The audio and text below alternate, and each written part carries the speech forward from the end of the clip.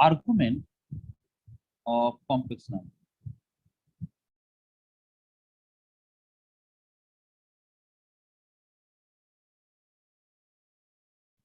Argument of complex number.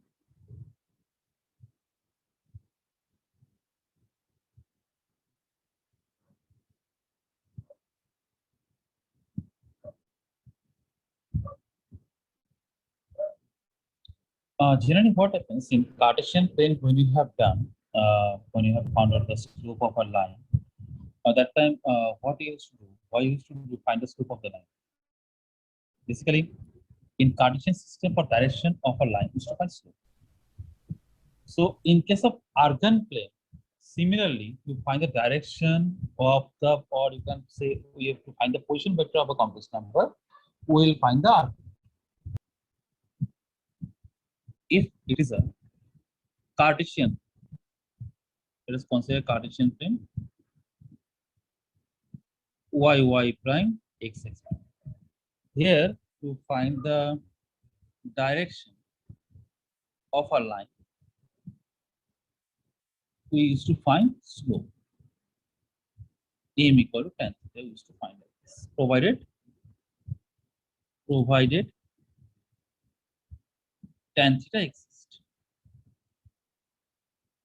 exists finite, and theta is greater than equal to 0, less than pi, theta not equal to pi by 2.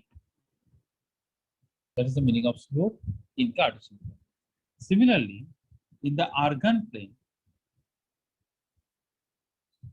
to find the angle with the position vector of a complex number makes it the real axis, we find our this is real prime, this is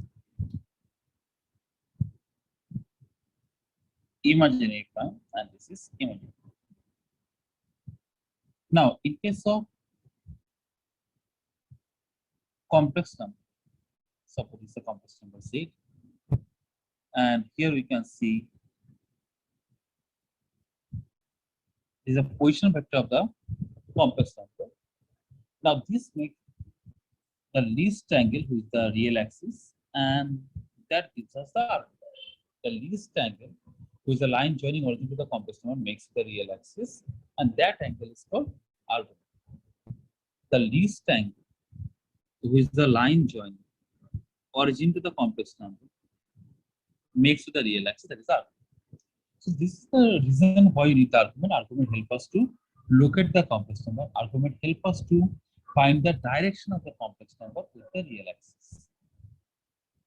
In Cartesian system, direction is given by the slope of a line, and in case of Argand plane or complex plane, we find the argument to find the direction of a complex number. Direction of a complex number means the angle with the position vector makes it the real axis. Now, if we want to find that, if we take a case here, we take a case where equation of locus of a complex number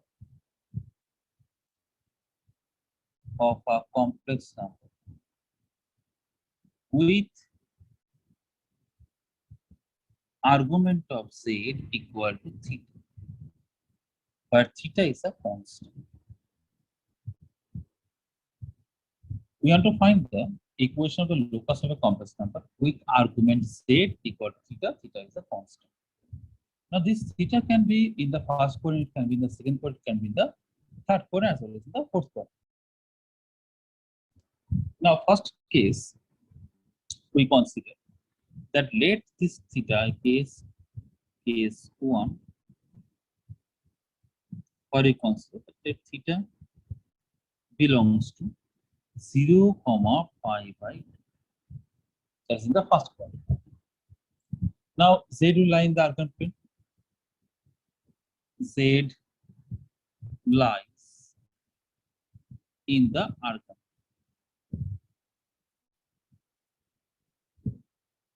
Z lies in the Argand. Now, if we plot this in the argument, let us see how does it look. So this is imaginary,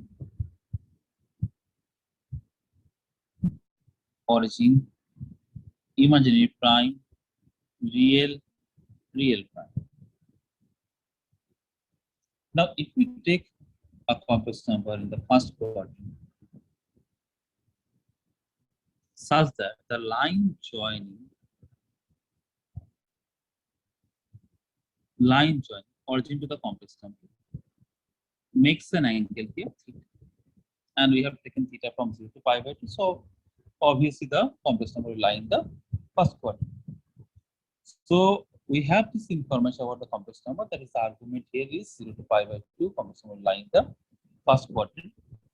Now after plotting it in the argument plane, we have observed that here the angle made by the line joining origin to the complex number, that is making an angle of theta with the real axis. Now this means that this implies that each point,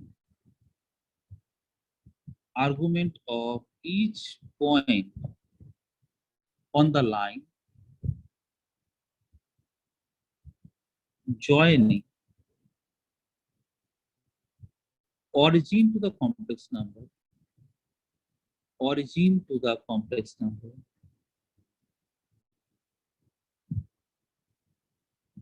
have the same argument, except origin, have same argument except origin.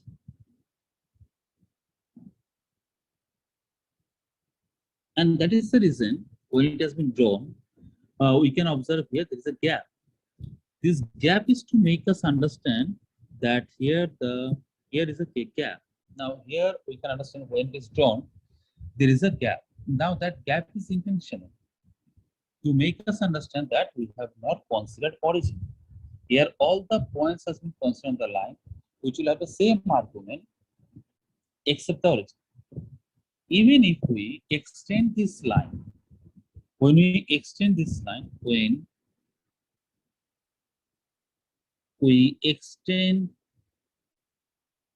the line, then also all the points on the ray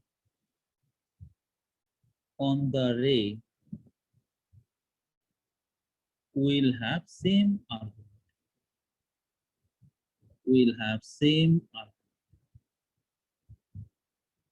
That is, if we extend this, if we are extending this, so it is behaving like a ray, and this ray will all points on this ray will have the same argument. That is, value of argument of each complex number on the ray is theta, except the origin. Obviously, the origin has been left out. So, from this discussion, we can conclude that locus of the argument z, locus of the complex number with argument z equal to theta is a ray. So here we can conclude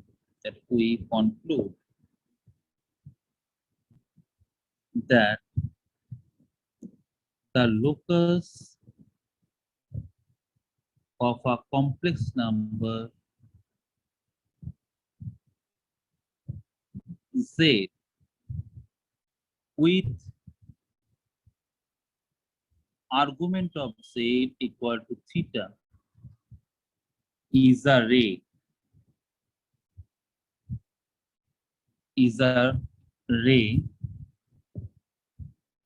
Extending from origin.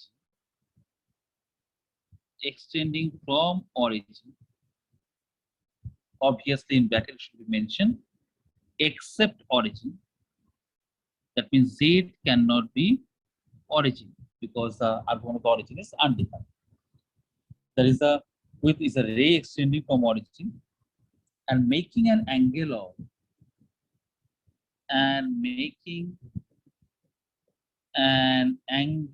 of theta with real axis. With real axis. But it should be clearly mentioned that z is never 0. Why? Because argument of 0 is undefined. So the ray will not include the point 0. So what we understand here, that here all the points on this ray will have the same argument, that is theta, but all the points on the ray does not include origin because the argument of the origin is undefined. Now we have understood this one from the Argand diagram. We have understood this from the Argand diagram. Now mathematically also we can proceed in this way, that is argument of z equal to theta.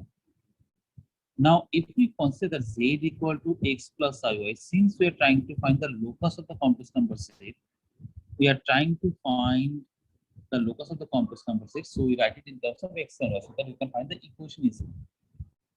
Now, from this, we can say that argument here we take argument of z equal to theta. It's in the first quadrant given in the question clearly.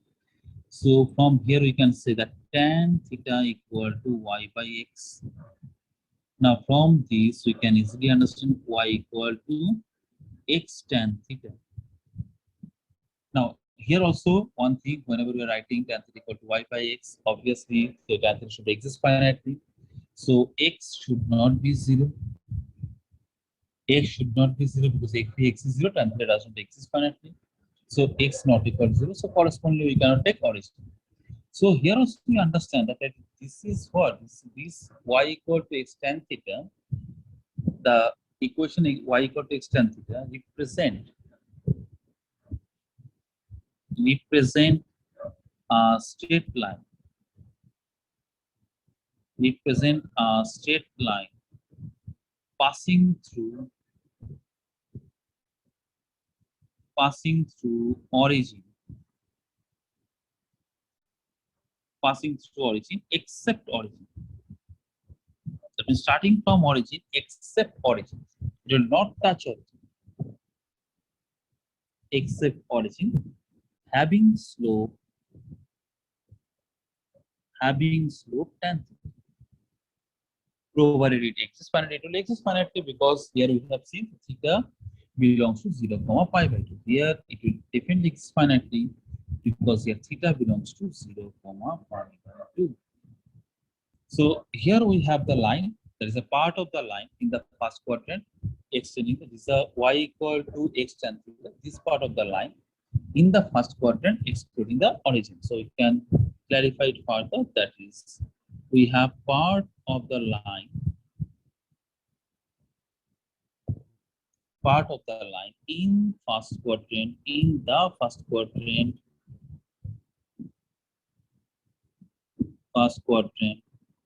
excluding or except origin. That is, we are here not considering origin. So only that part of the line which is in the first quadrant except origin. So this is what we understood from the argument of the complex number z when theta belongs to 0, pi. Now we come to the next case where we have argument of z minus z1 equal to theta, where theta is constant. That is when we don't have the origin, we don't have only argument of z, we have argument of z minus z1 as theta. Now when we want to find the locus of this complex number z, and here z1, here z is a variable point and z1 is a fixed point.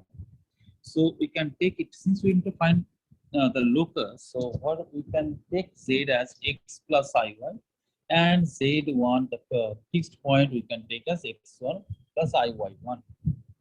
Since we want to find locus of this, we consider that let z equal to x plus iy, which is the variable point, x comma y belongs to R, and I square equal to minus 1. And we have a fixed point z1 which we take as x1 plus iy1, x1 comma y1 belongs to R and I square equal to minus 1. Now, if we substitute these values in the argument expression, we get argument of x minus x1 plus I y minus y equal to theta. Constant, and already we have stated that this theta lies in 0, pi by 2. Now, from this we can say that tan theta equal to y minus y1 by x minus x1. Now, this shows that y minus y1 equal to tan theta into x minus x1. Now, this means that this locus is a straight line passing through x1, y1, having slope tan theta. Having slope tan theta. That means here we can see that locus of the required complex number, locus of the required complex number z is a straight line,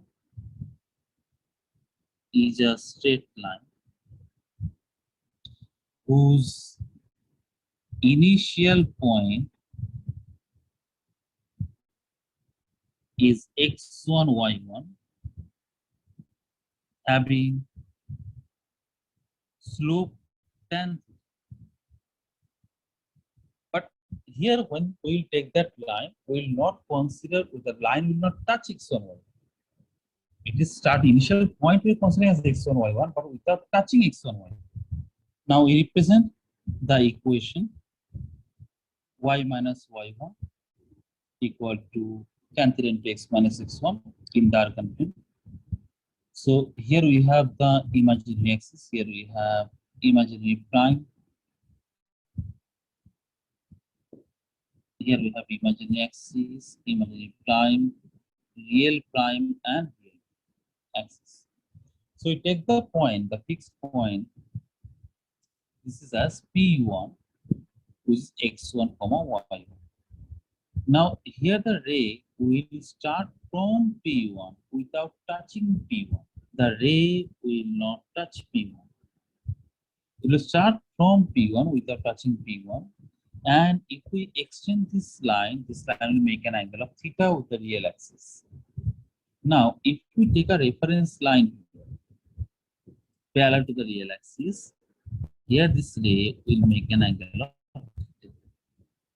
So what we say, that is a locus of the complex number Z is a straight line which has the initial point x1, y1 having the slope tan theta, but without touching x1, y1. It is a ray extending from x1, y1 without touching x1, y1. And angle is made with the reference line, or better to say, angle is made with the real axis. So this is the locus of the complex number which is satisfying the criteria, that is z minus argument of z minus z1 equal to theta. There is a constant. Theta lies between 0, pi by 2. Ray starts from P1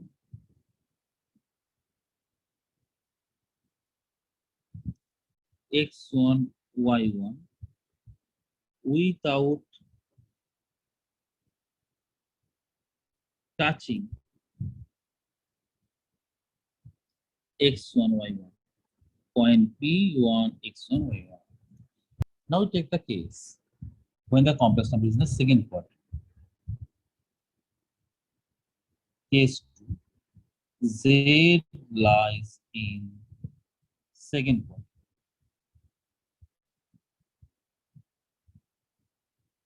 Z lies in second quadrant. Then argument of Z equal to theta. Theta is constant. And theta belongs to pi by 2, pi. When the complex number lie in the second quadrant, theta is belonging to pi by 2 comma pi. So if we represent this in the argand plane, this is imaginary, this is imaginary prime, this is real, this is real prime, this is origin. Now here it is in the second quadrant, but without touching the origin. This will be a ray which will be making an angle theta with the real axis, and here theta lies from pi by 2 to pi. So this will be the locus of the complex number Z in the second quadrant. Similarly, if it is satisfying argument of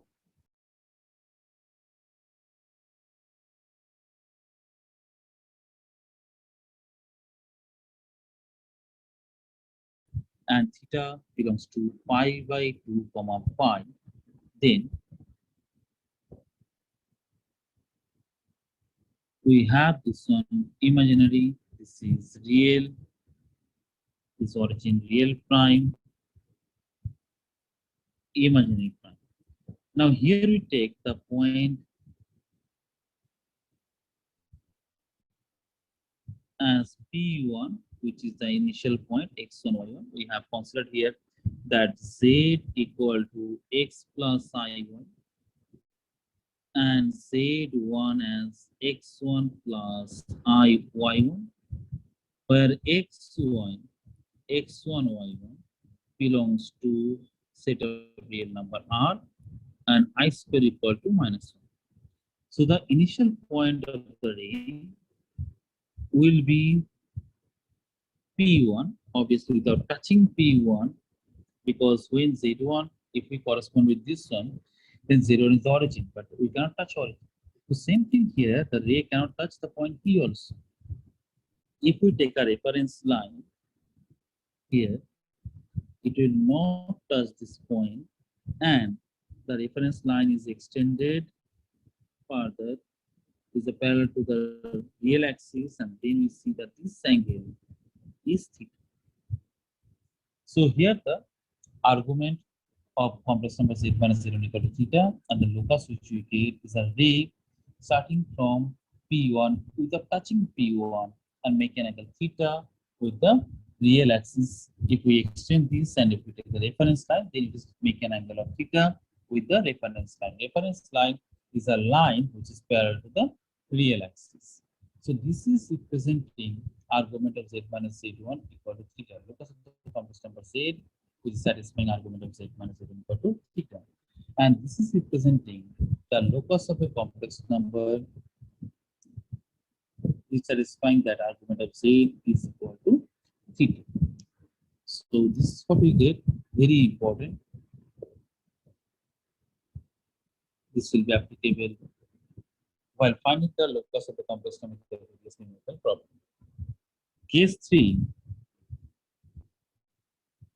Z lies in third quadrant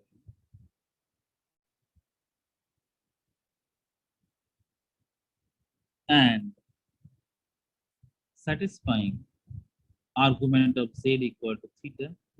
Theta is a constant, and here theta belongs to minus pi to minus pi by 2. Third quadrant, so theta is belonging to minus pi to minus pi by 2. So if we represent this in the argand plane, where this is imaginary axis is real axis, so it is imaginary prime. This is real prime. So here we'll get a ray starting from origin without touching origin. Here the initial point is origin without touching origin, and the argument which we'll get is some angle like this, which will be theta. So this is the locus of the complex number z satisfying argument of z equal to theta, where theta lies in minus pi to pi. So this is the locus of the complex number z. Theta, theta belongs to minus pi comma minus pi by 2. If we consider another case where we have argument of z minus z1 equal to theta constant, theta belongs to minus pi comma minus pi by 2. Now here the initial point is z1. So if we represent this in the argument plane,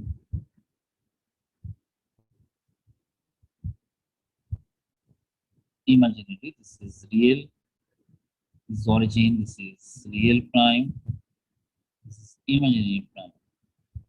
So here we take the point, starting point or the initial point as x1, y1, assuming z1 as x1, y1 and z as x plus I1, which I have already considered the previous case also. So this will be the ray, which will be starting from P1 without touching P1. It is starting from P1 without touching P1. And if we take here the reference line parallel to the real axis, we can then understand that this angle which we are getting, that will be theta. So the same concept as the origin shifting has been done here. So this is also a very important case. Next, fourth case. Case 4. When Z lies in fourth quadrant,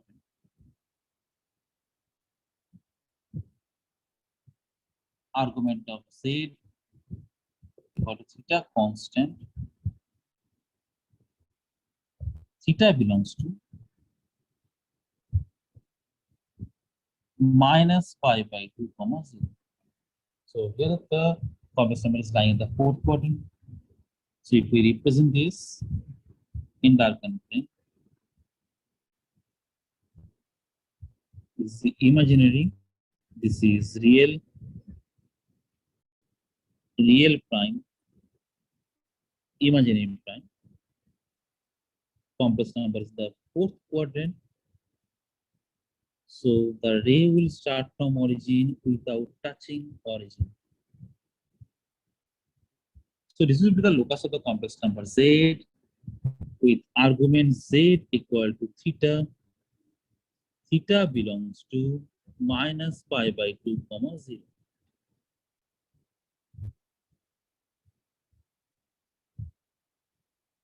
Now we take another case where argument of z minus z1 equal to theta constant. Theta belongs to minus pi by 2 comma 0.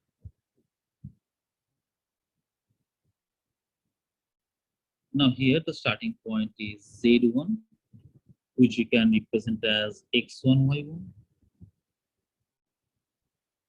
This is real prime, origin, imaginary prime.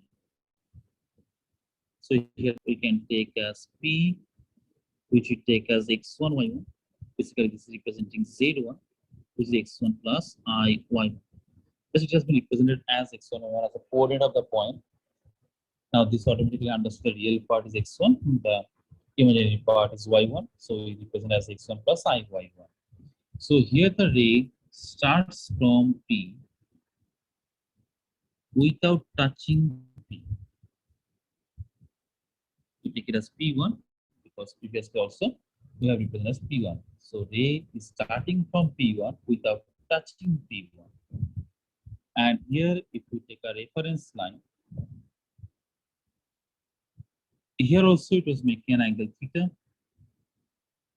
Here also is making an angle of theta with the reference line. If we extend this, it will make the angle with the real axis. That is argument of z. We have to find the locus of the complex number z satisfying argument of z minus 2 equal to 2 pi by 3. Now, if we represent in the argon plane,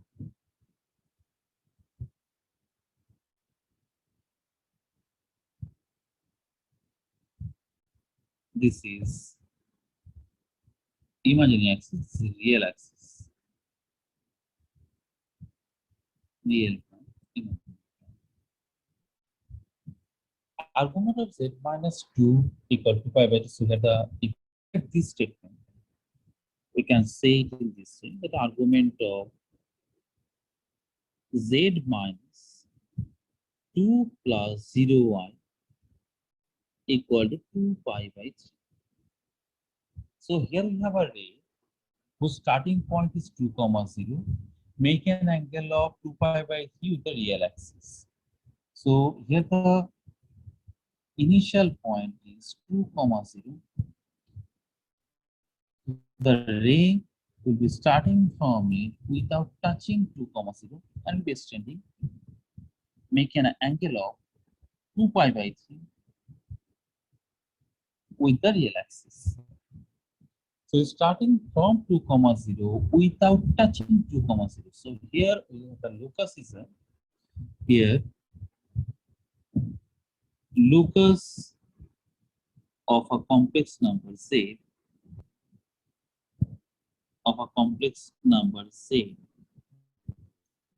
is a ray whose initial point is 2 comma 0 and making an angle of 2 pi by 3 with real axis without touching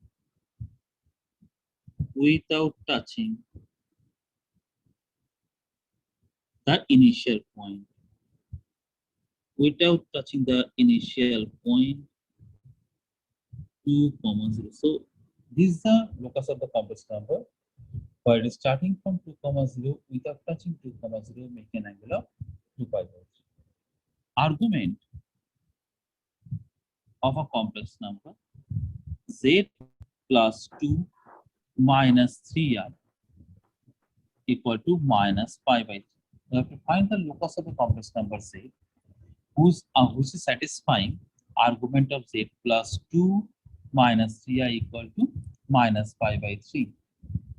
So if we rewrite the given condition, it is argument of z minus 2 plus 3i equal to minus pi by 3.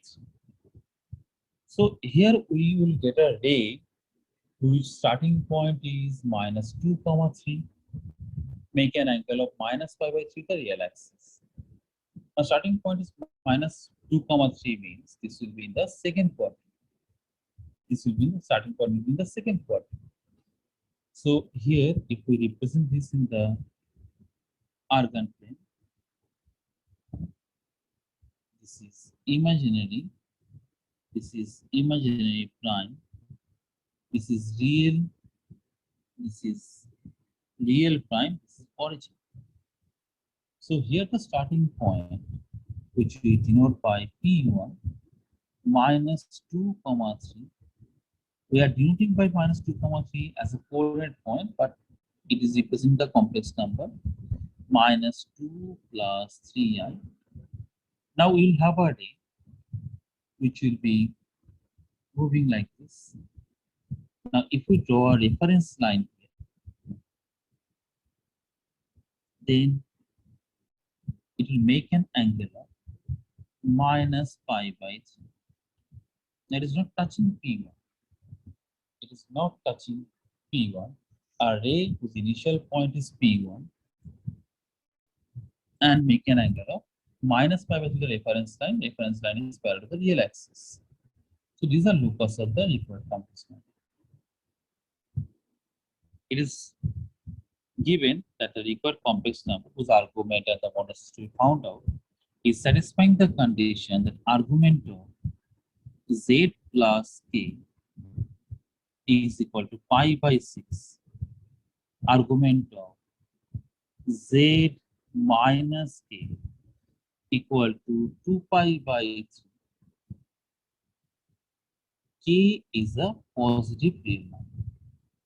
Here k is given as positive real number. Now, if we rewrite the given expressions, given conditions, argument, we can say z minus of minus k equal to pi by 6. Argument of z minus of minus k is a pi by 6. So this is a ray. The starting point is minus k comma 0, making an angle of pi by 6 with the real axis. So we take our Venn diagram to represent the given conditions. Imaginary, prime, and this is real. Now here the starting point of the ray is minus k comma 0, and the ray is starting from here without touching the point minus k comma 0, and it's making an angle of pi by 6. Now we come to this expression. This is a very straightforward expression where the argument of z minus k is given 2 pi by 3. So here this is also a ray starting from k comma 0 and making an angle of 2 pi by 3. So while plotting the information in the Argand diagram, it should be technically correct. Then we can understand the sum very clearly and very easily also. So here we take the point k comma 0, where the ray is not going to touch the initial point k comma 0, and here it will make an angle of 2 pi by 2. So we take the ray where this make an angle of 2 pi by 3. Now the complex number z, which is at this point, we represent this as p, is satisfying both the equation. Now we need the argument and modulus of this complex number z. Now first of all, we want to understand that what this diagram which we have got, it is 2 pi by 3, this pi by 6, so this must be 92. So we have understood one thing, that this is a 92. Okay, so here we take this point as A, this point as B. So we can say here that angle APB is pi by 2. Now, to get the modulus of the complex number, by definition, we know that modulus of the complex number is the distance of the complex number directly from the origin. The distance of the complex number directly from the origin. So we can join this origin to the complex number. We can join a line from starting from origin to the complex number. Now, if we can find this length, then we get the modulus of complex number z. Now, how to find this length OP? That you have understood. A very simple thing. What we have understood, that here we need the modulus of the complex number z. So by definition, we have joined the origin to the complex number, and we have got this length. This length will give us the modulus of the complex number z. Now this is a right angle triangle. Triangle APB is a right angle triangle. We can say here the triangle APB is a right angle triangle. Is a right angle triangle. Right angle at P. Right angle at P. Because here we have 90 degree at this point. Now O is the origin, is the midpoint of the hypotenuse of the right angle triangle. So we can mention that origin here, origin is the midpoint of the hypotenuse of the hypotenuse. Now we know that midpoint of the hypotenuse of a right angle triangle is the circumcenter of the triangle. Midpoint of the hypotenuse of a triangle, right angle triangle, is a circumcenter of the right angle triangle. Origin is circumcenter. Origin is circumcenter of triangle APB. So if it's a circumcenter of the triangle APB, that means this should be an equidistant from A, B, and P. That means from this what we can say that this implies OP equal to OA equal to OB, and that is equal to K.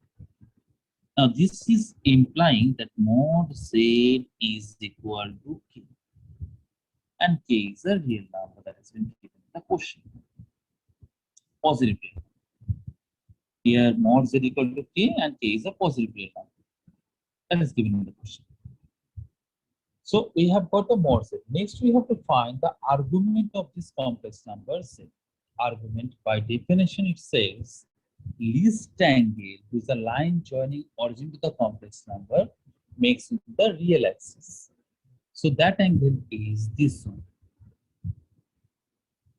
This is a least angle with a line joining origin to the complex number makes it the real axis. Now if we can find this angle, then we are done.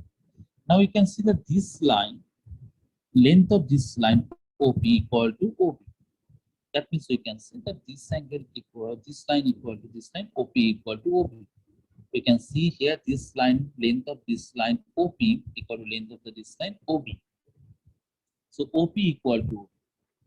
Now we have this angle as 2 pi by 3. That means this angle is pi by 3. Now when this angle is pi by 3, when this angle is pi by 3, this angle is also pi by 3. So this angle should be pi by 3. So what we see that length of OP equal length of OB, already that has been told here. Since OP equal to OB, so what we can understand that this angle is pi by 3, this angle is pi by 3. So this angle, remaining angle will be also pi by 3. And why these two are equal? Because OB equal to OP. When this angle is pi by 3, that means argument of Z will be pi by 3. So here we can conclude that as angle POB equal to pi by 3, therefore argument of Z equal to pi by 3. Where we have to find the complex number Z satisfying the condition argument of Z minus 3 minus 2I equal to pi by 6 and argument of Z minus 3 minus 4I equal to 2 pi by 3. So to find the complex number Z satisfying the equation this as well as the equation this. Now we have to understand that what is the meaning of this one, argument of Z minus 3 minus 2I equal to pi by 6.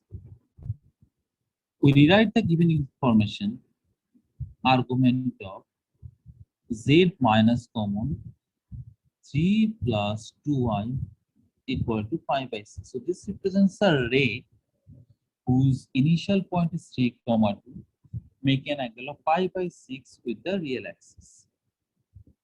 So we represent this in the argon plane. This is real, this is imaginary. It's real prime, this is origin, imaginary. So here the starting point 3, 2. So this is the initial point. We take it as P1, 3, 2. Basically, this 3, 2 is representing 3 plus 2I in the argon. We are representing this by Z1. The ray starting point will be 3, 2, make an angle of pi by 6. So we can take a reference line. So the ray will be starting from 3, 2 without touching 3, 2. Starting from 3, 2 without touching 3, 2, making an angle of pi by 6 with the reference line which is parallel to the real axis. So any point on this ray will satisfy this condition except the point 3, 2. The ray is not touching the point 3, 2. Now we have another condition which is given, which is argument of z minus 3 minus 4i. So you can write it as argument of z minus common 3 plus 4i equal to 2 pi by 3. So here the starting point is 3, 4. Here we see the initial point of this will represent the ray whose initial point is 3, 4, make an angle of 2 pi by 3 with the reference line, which is the parallel to the real axis. So you can take the starting point as P2, which is 3, 4. Here we can think that here the starting point is actually a complex number with 3 plus 4i. Now this is a ray starting from 3, 4 and make an angle of 2 pi by 3 with the real axis. Now here the ray will not touch the point P2. This is the point P2. This is the point P2. So it will not touch this point. And here if we draw a reference line, here the angle made by the ray with the reference line is 2 pi by 3. Now you observe that these two rays have no point in common. There is no z which will satisfy both the rays. Here, or you can see that from the graph, from the given diagram, we can understand there is no complex number which will satisfy both the rays. There is no complex number z which will satisfy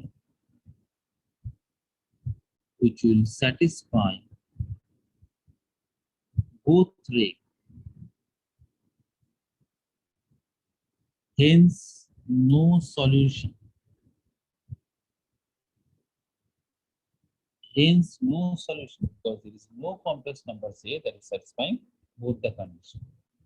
The complex number z satisfies the condition that argument of z minus 1 minus I is greater than equal to pi by 3.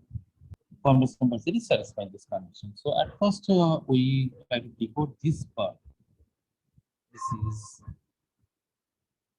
argument z minus common 1 plus I greater than equal to pi by 3. So if we just take equal to pi by 3, for time being we are assuming that it is equal to pi by 3. So if it is equal to pi by 3 and if we represent in the argument, this is imaginary, this is real prime and this is imaginary prime. Now if it was equal to pi by 3, only equal, not greater than conditions not given, then it is a ray whose starting point is taken as P1, 1, 1, which is definitely a complex number 1 plus I. Now, if this point is 1, 1, then this will be a ray starting from P1 without touching P1. Starting from P1 without touching the initial point P1. This is a ray which will, if we take a reference line here,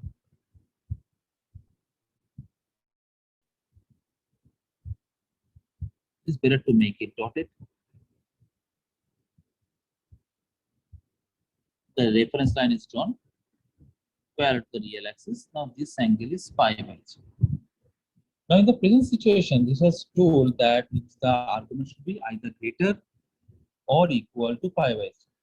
Either the argument of the complex number which is required that will be greater or equal to pi by 3. That means it will represent all complex number which is above this line and above this line, obviously, because it should be greater than pi by 3 means it can be greater than pi by 3 and it can move up to pi. So the complex number can be here also, because if a complex number is lying here on this reference line, then also the argument of the complex number will be greater than pi by 3. So here the required complex number which we are looking for any point on the reference line as well as on the ray which has been drawn, but without touching the starting point of the ray. So we can get all the points here in this region. So this can be considered as the locus of the complex number, required complex number.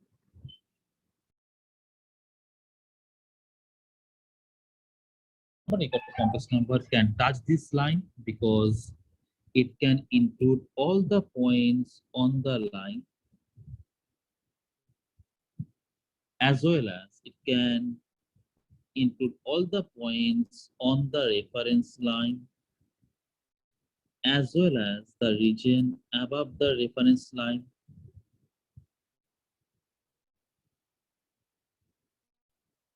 So the required complex number can be obtained anywhere on the shaded region. So we can conclude here that shaded region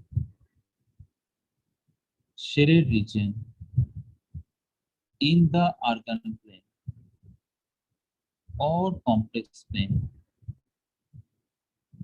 represent the required locus of the complex number Z. Required locus of the complex number Z. The complex number Z satisfies argument of Z minus 1 minus I is greater than pi by 3, and it also satisfies that mod Z is less than equal to 5. Now at first we understand from this one mod Z less than equal to 5 means it is representing the inner region of a circle with center at the origin and radius 5. It is representing a circle with center at the origin and radius as 5. So you can say that this is 5, 0, this minus 5, 0. We represent the points on the circle, on the circumference of the circle as well as the inside this. This is the first condition given. Now we move on to the second condition. Second condition is given. The argument of Z minus 1 minus I is greater than pi by 3. So if we rewrite the given expression, it is argument of Z minus common 1 plus I is greater than pi by 3. So this represents a ray whose initial point is 1, 1 and make an angle of pi by 3. If you consider that here argument of Z minus of 1 plus I greater than pi by 3. But while doing the sum, at first we consider it is equal to pi by 3. We will not take the points on the ray, but we will consider here that let us consider this is equal to pi by 3. If it is equal to pi by 3, then the ray will have the initial point as 1, 1, which we consider as this point P1, 1, 1. Now here the ray will start from P1, excluding the point P1. If it is equal, then it will make an angle of pi by 3 with the reference. Here the reference line is drawn parallel to the real axis. So this angle is pi by 3. This angle is pi by 3 when it is equal. But here it is given greater than, so there is no chance of taking any point on the ray. Now, if we extend the reference line, because it is given in the question more than pi by 3, you can extend up to pi. argument can extend up to pi. That means we can input the point on this reference line. It will not input the point on the ray which you have drawn. Now this ray is drawn with the condition that argument of z minus 1 plus I is equal to pi by 3. So here no points will be included on this ray. The required locus of the complex number will be more than argument of the complex number will be more than pi by 3. So the points will be included above the ray, not on the ray. Look, or the complex number which is required by this condition is above the ray, which can be on this reference line also, because the points on the reference line will have the argument pi, and that is more than pi by 3. So the required complex numbers can be on the reference line, and it will be above the ray with argument z minus 1 plus I equal to pi by 3. So we can get the required locus as this region, which must be inside the circle or on the circle also. There is a complex number can lie here on the circumference of the circle also. It will not touch this, it will not touch the ray, it will not touch this point 1 comma 1. It can lie over the reference line, it can lie on the circle, but it will not touch any point on the ray or the point 1 comma 1. So it can be any point here, but without touching the ray and the point 1 comma 1. So shaded region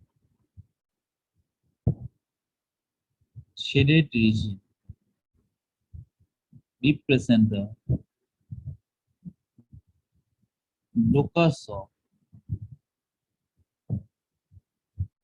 required complex number.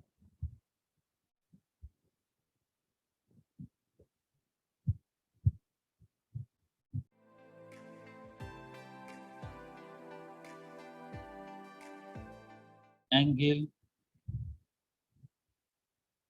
subtended by the line joining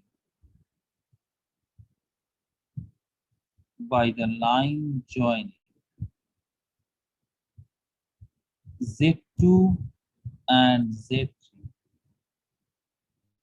at Z in the argument.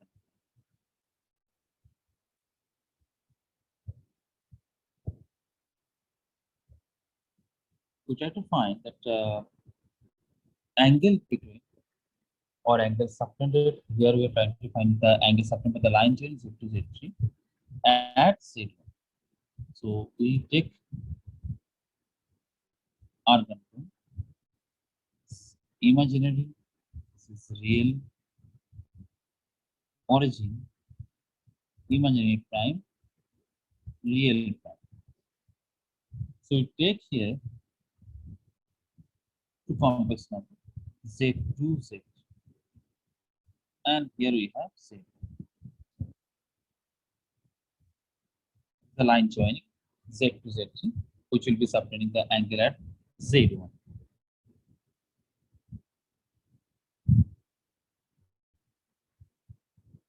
Now this angle we are trying to take here as theta. We take the angle here theta.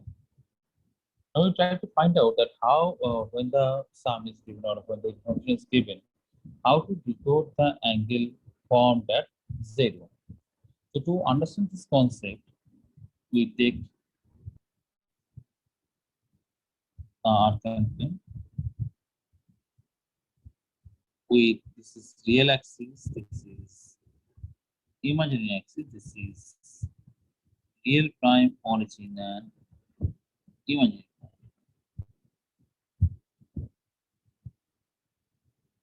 We take the point Z1 where the angle is formed,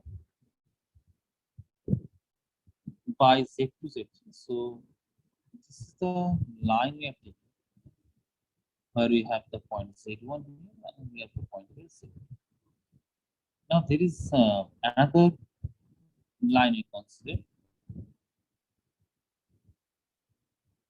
Here we have the complex number Z3 and the angle separated at Z1 we have taken as theta. Now to find this angle theta, we have to find the argument of the complex number Z2 minus Z1, because this is the line which we have Z2 minus Z1. So this we take as alpha 1 and this angle we take as alpha 2, which is the argument of the complex number Z3 minus Z1. So you can write here the theta equal to alpha 2 minus alpha 1, argument of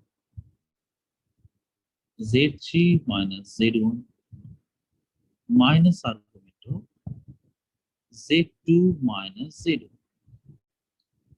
That gives us argument of Z3 minus Z1 by Z2 minus Z1. So here we understand that the angle formed at Z1 and is the angle subtended by the line segment joining Z3 Z2. And here we see that we move from denominator to numerator. Here this is the line we have, which is Z2 minus Z1. Angle is formed at the common point here Z1. And here we move from the line Z2 minus Z1 to Z3 minus Z1. So always we will be decoding the information from the given expression that any numerical. We will see one thing, that what is the common point, because the angle will be formed at the common point, and secondly we will be moving from denominator to numerator. So here the first point which we write, note point 1, angle is formed at the common point of the expression, at the common point of the expression, which you can understand obviously at Z1 here. And the second point is we move from denominator to numerator. Denominator means here in this particular case Z2 minus Z1 to numerator, which is Z3 minus Z2.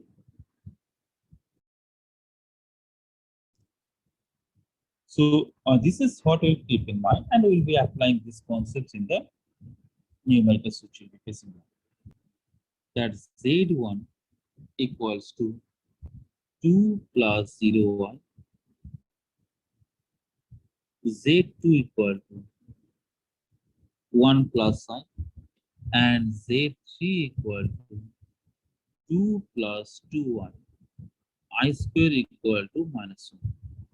We have to find here argument of Z2 minus Z3 divided by Z2 minus Z1. So to find the argument, we can simplify this expression and we can get the required result. And that is a very easy way out, definitely. Or we can do one thing, we can bring it in the proper format first and then we can proceed. Proper format means generally we can understand here from the given expression, it is clear that angle will be formed at Z2. So for that, Z2 is a common point. Z2 is a common point.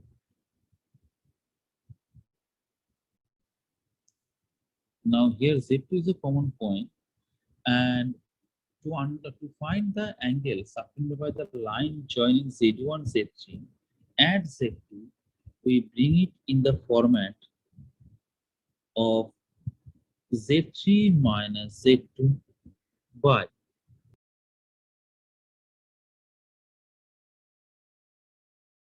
so the angle is formed at Z2. Now we substitute the values. that is argument of Z3, Z2, it is given 1 plus I divided by Z1, which is 2 plus 0I minus Z2, which is 1 plus I. Now, if we simplify this one, we understand here 2 minus 1, that will be 1, 2I minus I, that will be I. Here 2 minus 1, 1, and 0 minus I, that will be minus I. So we can write it here that it is the argument of 1 plus I by 1 minus I.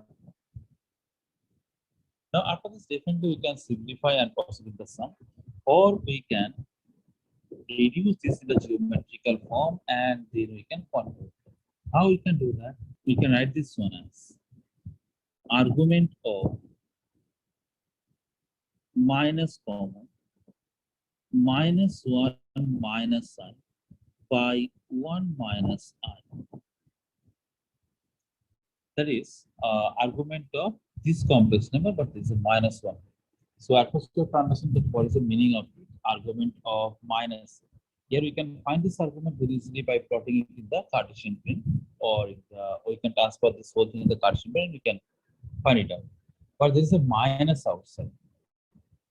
So when there is a minus outside, then what will do? If there is a minus that we are trying to find out, then what we'll do? We take a argument plane to understand.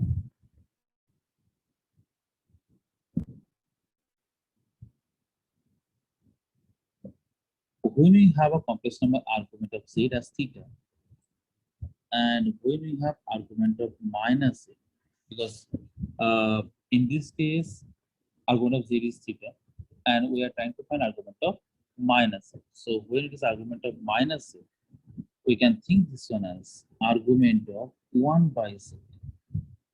Because argument of 1 by z is argument of 1 minus argument of z. So you can utilize this concept here. So just we'll be utilizing this concept here. That is, now here argument of 1 plus I by argument of 1 minus I, which we have written as argument of minus 1 into minus 1 minus I by 1 minus I, so that we can understand here that this is exactly representing the angle subtended by the line segment joining minus 1 and 1 at I. Now here we have minus 1 outside, so we can write it here that argument of 1 minus I divided by minus 1 minus I. Now here what we have applied? We have applied here that argument of minus z equal to argument of 1 by z. So this concept has been applied here. Now we represent this in the argon plane.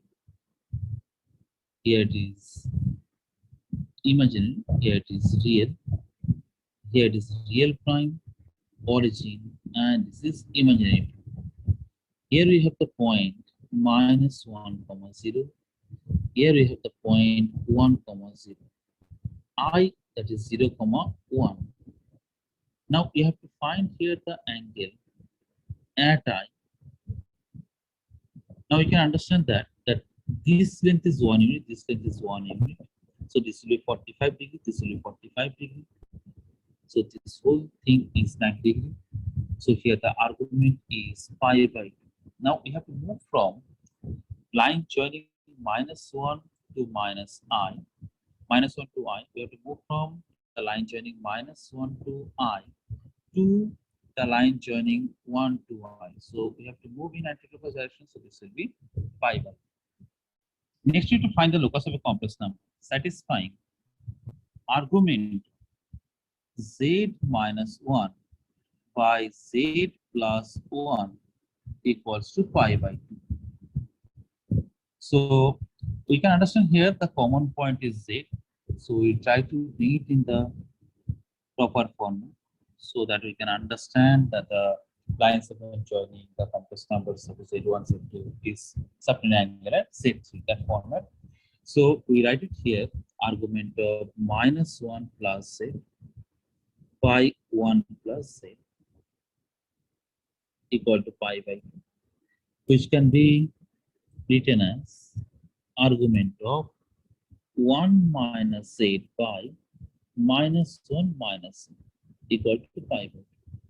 So this clearly shows that it is the angle subtended at the point z by the line segment joining minus 1 and 1 is pi by 2.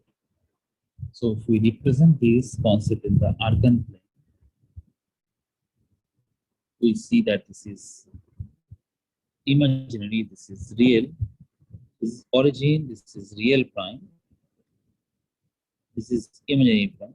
Here the points is minus 1 comma 0 and 1 comma 0, which will subtend angle at z.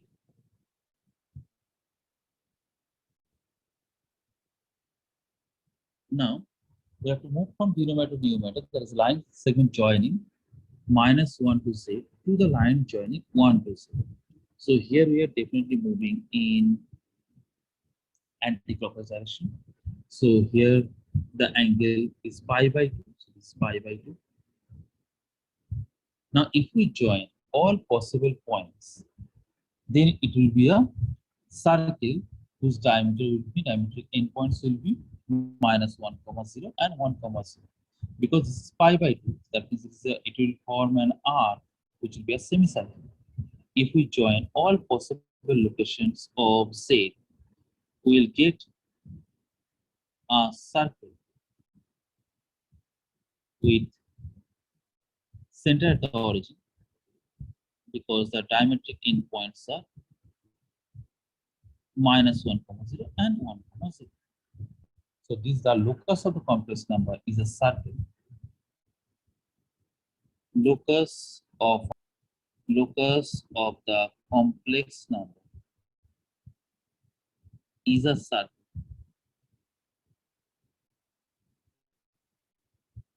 whose diametric endpoints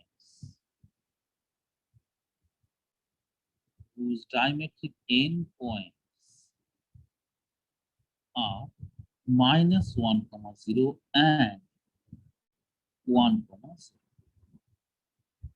Mode of z minus 2 1 equal to root 2, and we have to find here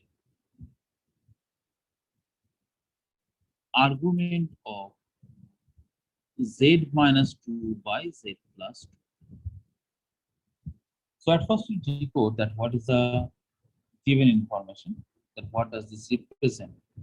The given information is definitely representing a circle, because mod of z minus 2y equal to root 2. This is the locus of a circle with the center at 0, 2 and radius 2 root 2. This shows the distance of the complex number z, which is a variable point, from a fixed point to I is always same, always constant, and that is equal to 2 root 2. So this will represent a circle in the arcane plane with center at 0, 2 and radius 2 root 2. So if we represent this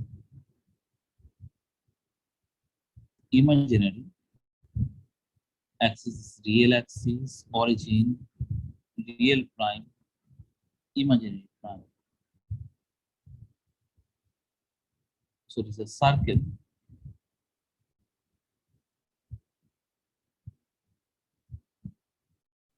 with center 0, 2 and radius 2 root.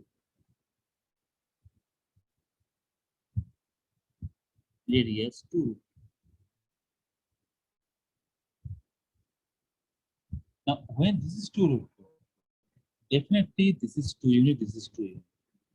Now when OA is 2 units, so A must be 2, 0, and symmetrically we'll get another point which will be B, that is 2, 0. Even we can verify this by putting here Z equal to 2, then we'll find that modulus of the complex number will be 2 root 2. So this is what we have got. Now the argument of Z minus 2 by Z plus 2, if we rewrite the given expression, then we can write minus 2 plus Z by 2 plus Z. We can rewrite this as argument of argument of 2 minus z by minus 2 minus z.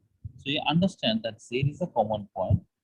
That means the angle is formed at z, and the angle is subtended at the point z by the line segment joining minus 2 comma 0 and 2 comma 0.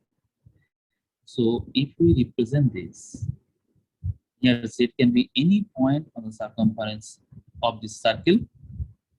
So we need to find this angle. We have to move here from the line segment joining the complex number minus 2 comma 0 to complex number z to the line segment joining 2 comma 0 to z. So we are moving in anti-clockwise direction, and this is the complex number z.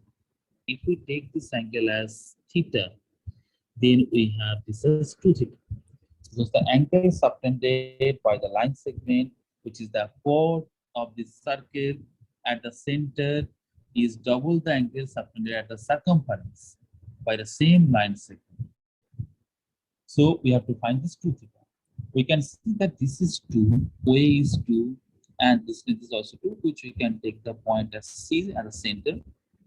This is 2 units, this is 2 units. So obviously, this angle is pi by 4, this angle is also pi by 4. Now, if it is pi by 4, this is pi by 4, total is pi by 2, so this will be pi by 4. So you can understand that just plotting the given information in the argument plane, we can understand that what is the argument of this complex number. So the minimum calculation, and we can get the answer very quickly. Mod z equal to 2 and omega equal to z minus 2 by z plus 2, z not equal to minus 2. We have to find the real part of omega. Now, since it's given mod z equal to 2, that means the complex number z lie on a circle with center at the origin, radius is 2 units, because we can rewrite the given expression as mod of z minus 0 equal to 2, which shows that distance of the complex number z, which is a variable point, from a fixed point 0, comma 0, is always fixed, which is 2. Hence, this complex number will lie on a circle with center at the origin and radius 2 units. So this is imaginary, this is real axis, this is real prime, this is imaginary prime. We take here the circle with center at the origin, radius is 2 units. That is, here the complex number z can be any point on the circumference of this circle. Now this point is 2 comma 0. This point should represent minus 2 comma 0. Now if we see the given expression, which is omega equal to z minus 2 by z plus 2. So if we try to find out by comparing this with the concept that angle subtended by two complex numbers 0 and z2 at the point z3, then that point z3 should be common to both numerator and denominator. So here also z is common to both numerator and denominator, just we have to bring it in the proper format. So here omega equal to z minus 2 by z plus 2. We can rewrite this as minus 2 plus z by 2 plus z. Now here we multiply by minus, so it is 2 minus z by minus 2 minus z. So here we understand that z is common to both numerator and denominator. That means the angle subtended by two complex number minus 2 and 2, we can consider this as a real number also. So angle subtended by the real number, angle subtended by the line segment joining the real number minus 2 comma 0 to 2 comma 0 at the point z, that we can find out very easily, because here we can see that z is any point on the circumference of this circle. So here we can see that this format is exactly correlating with the concept that argument of omega equal to argument of 2 minus z by minus 2 minus z. So here the angle is formed at the complex number z by the line segment joining minus 2 comma 0 and 2 comma 0. So here, if we take the complex number z, then line segment joining minus 2 comma 0, because we have to move from denominator to numerator. So this is a line segment joining minus 2 to z, and this is line segment joining 2 and z. So this is the angle which is required. Now this angle will be definitely pi by 2 because it's a semicircular angle. So this is pi by 2. Now if the argument of this complex number omega is pi by 2, that means this complex number is lying on the imaginary axis. So the real part must be 0. So this implies that omega lies on imaginary axis, hence real part of omega is equal to 0. Or it is given that mod of z minus 3i equal to 5, and we have to find argument of z minus 4 by z plus 4. Now at first we decode this given information, which is showing that the complex number z from the point 0, 3 on the argon plane is always same, and that is equal to 5. So this will represent the circle with center at 0, 3, radius 5 units. Here we can see that distance of the complex number z, which is a variable point from a fixed point 3i, is always same, that is 5. So this should represent a circle with center at 0, 3 and radius 5 units.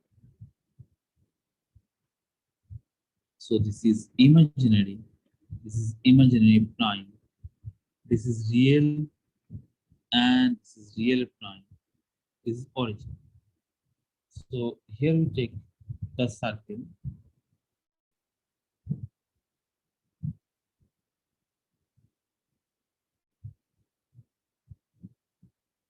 whose center is at the point 0, 3. Radius is 5 units. So this is 5 units. We can take this point as C, this point as A, and this point as B. Since AC is 5 units, so that means OA must be 4 units. So it should be minus 4, 0. Symmetrical point is B. So that should be 0, 4, 0. Here A is minus 4, 0, B is 4, 0. Radius is 5 units. We have to find the argument of this complex number. Now, if we rewrite the given required expression, that is argument of z minus 4 by z plus 4, we can understand here z is common to both numerator and denominator, so the angle is formed at the complex number z. Now we bring it in the proper format of two complex numbers 0 and z2 subtending an angle at z3. So that format, then we can get it as 4 minus z by,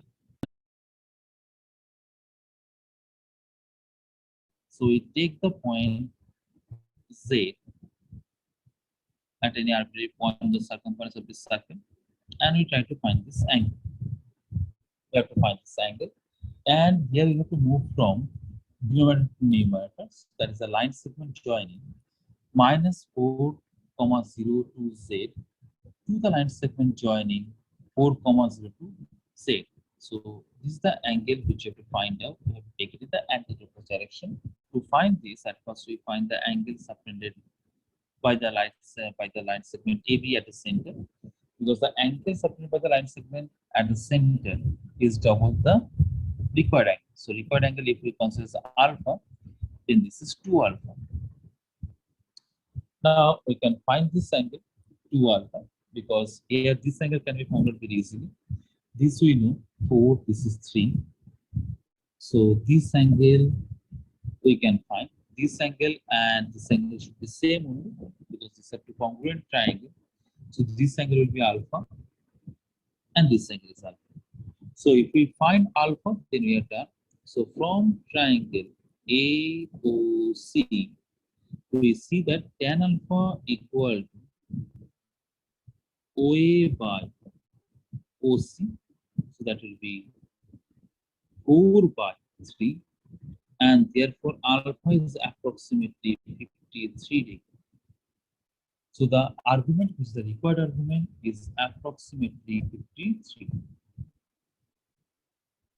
That z minus 1 by z plus 1 is purely imaginary.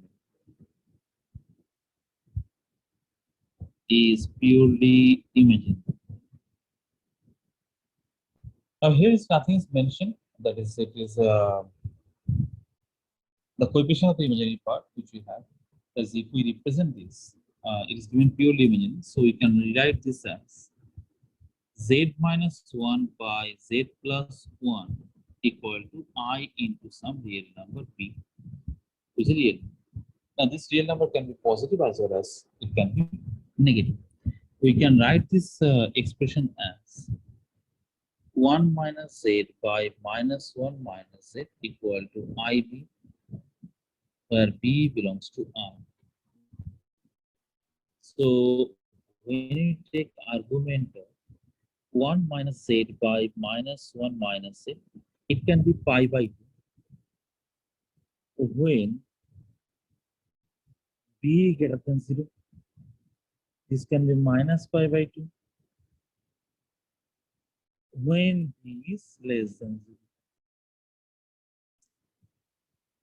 So we have here possibility for minus pi by 2 as well as plus pi by 2.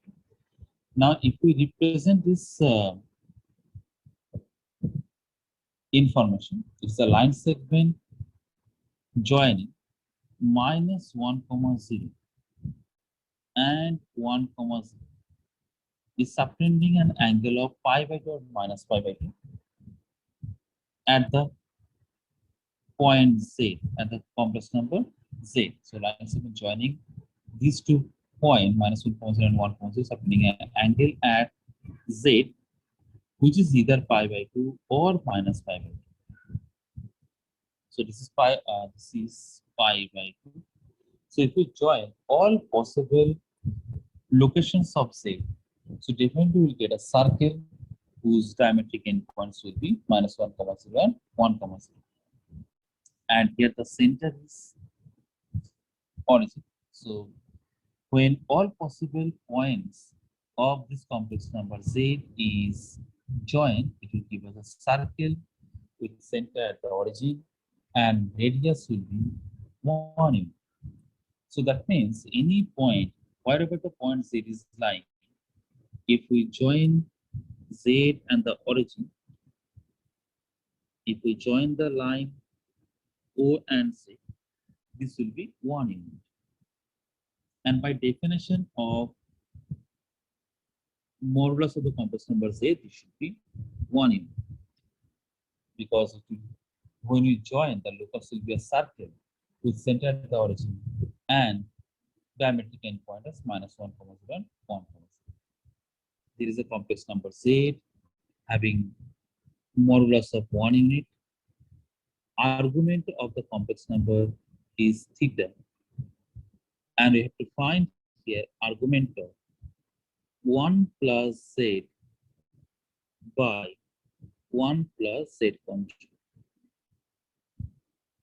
Now, when we find this information, when mod Z is given, mod Z equal to 1, it is given mod Z equal to 1. So this can be written as mod of Z minus 0 equal to 1. This is the complex number Z from origin is always same, and that is equals to 1. So when we represent this in the argument term, this is imaginary, this is real, this is origin, this is imaginary prime, this is real prime. So here we have a circle with center at the origin and radius 1 unit. So we take here our complex number Z. Here we can understand that this if we join the line origin and the complex number Z, it should be 1 unit, and the angle formed by the complex number Z, when the angle formed by the line segment joining origin and complex number Z makes an angle of theta with the real axis. Now, if we understand the given expression, which we have to find out, if we want to visualize, if we want to represent this in the Argand plane, then we can visualize it easily. First of all, we can understand that Z conjugate is involved.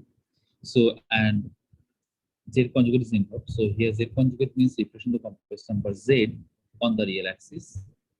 So we get here Z conjugate, which is obtained by the reflection. Now, if we rewrite the given expression, which is argument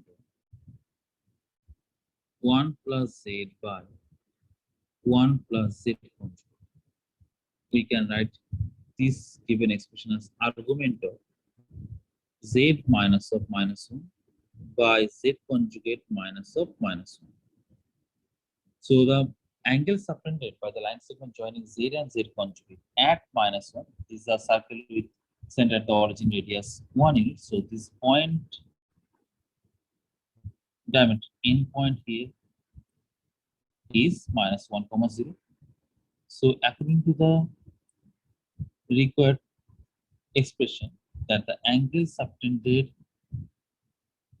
by the line segment joining Z and Z conjugate at minus 1 comma 0. So this line segment joining is subtending the angle at the point minus 1 comma 0. And here we can move from the line segment joining Z conjugate to minus 1 to the line segment joining Z to minus 1. So this is the angle which you have to find out. Now we know there is the angle subtended by the line segment at the center is double the angle subtended by the line segment at the circumference. Now, since it is Z and Z conjugate, that means if we join Z and Z conjugate, we can see here there are two triangles has been formed. Both the triangles will be congruent because this length equal to this length, this is equal to this one, because mod Z and mod of Z conjugate is same, is a common side. So this angle equal to this angle. So this angle will be also theta. So the total angle is 2 theta.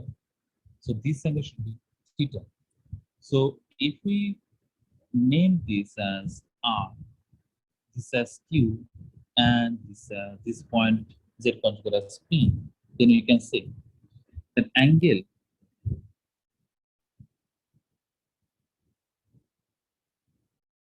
PQR measured from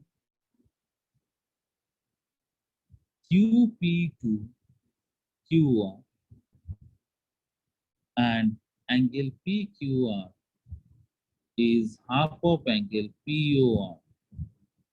So that is theta. The argument which is required, that is equal to theta. Rotation theorem or Puni method.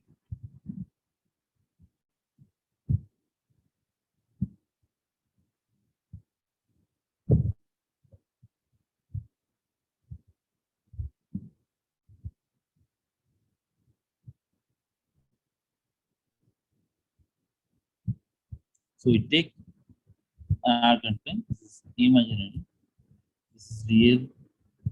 This is origin. Real prime, imaginary prime.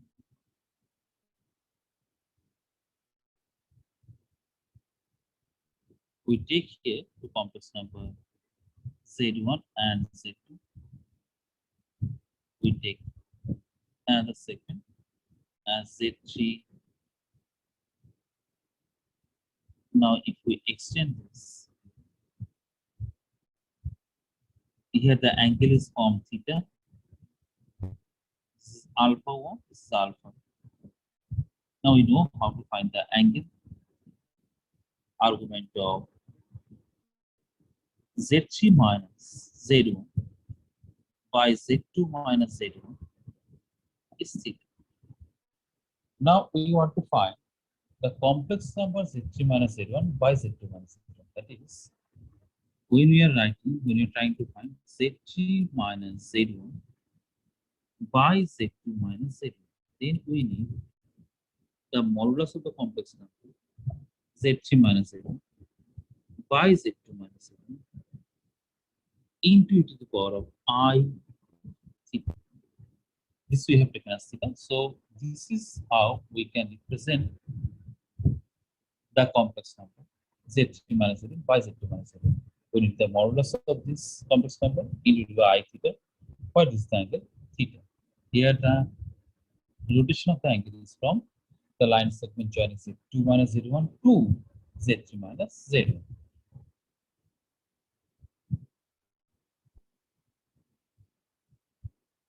Now we'll be applying this concept in the next numericals. Here, in the given relation, it is said Z1, Z2, Z3 are three complex numbers such that Z1 minus Z3 by Z2 minus Z3 equal to 1 minus root 3I by 2. So, using this given relation, we think that there is a triangle whose vertices are A representing Z1, B representing Z2, and C representing Z3. Now, for the given relation, we can see that Z3 is there in the numerator as well as in the denominator. So, if we convert this to the argument form, where we can find the angle subtended by the line segment 0 and Z2 at Z3, there we can write it as argument of Z1 minus Z3 by Z2 minus Z3 is equal to argument of half minus root 3I by 2. Now this argument, we can easily understand this is the fourth quadrant point, so this will be minus pi by 3. Now the angle, we have to move from Z2, the line segment joining Z2, Z3 to Z1, Z3. Line segment joining Z2, Z3 to Z1, Z3. So this is the direction of rotation. It's a clockwise direction, and we can see here angle which I have got that is also negative. So there is a rotation of minus 60 from the line segment joining Z2, Z3, that is from the line BC to the line segment AC. So this is what we have got. The angle here is pi by 3 in magnitude. Now next what we understand that if we try to find out the length of BC and length of AC, that also we can find from here. So what we do, we take modulus on both sides of the given expression. So it's Z1 minus Z3 by Z2 minus Z3. That will be modulus of half minus I root 3 by 2, which is definitely 1. Now this shows that mod of Z1 minus Z3 equal to mod of Z2 minus Z3. That means the line segment joining Z1, Z3, line segment joining Z1, Z3 AC is equal to line segment equal to the length of the line segment joining Z2, Z3. That is, we can see here AC equal to this. That these two lengths are same. This equal to this. Now, when these two lines are same, these two line segment length is same, and it is pi by 3. So that means this angle should be also pi by 3, and this is also pi by 3. So that implies that this triangle ABC is an equilateral triangle. Is an equilateral triangle.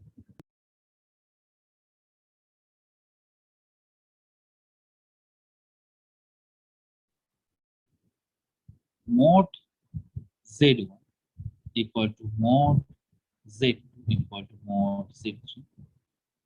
We can see here three complex numbers are involved, and we have to show here that argument of Z3 by Z2 equal to 2 times the argument of Z3 minus Z1 by Z2 minus Z1.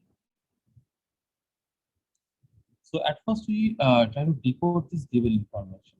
At first this part, that is argument of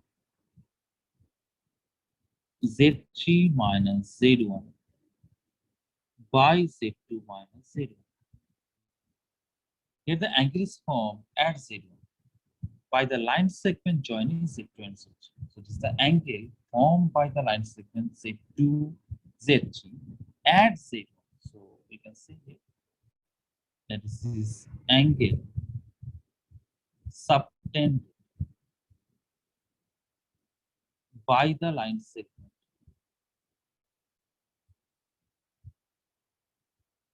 join Z2 and Z3 at Z. So this is the meaning of the expression, the argument of Z3 minus Z1 by Z2 minus Z. Now we move on to the next one. We try to decode this information, that is argument of Z3 by Z2. We can write this as argument of Z3 minus 0 by Z2 minus 0. So this is the angle subtended by the line segment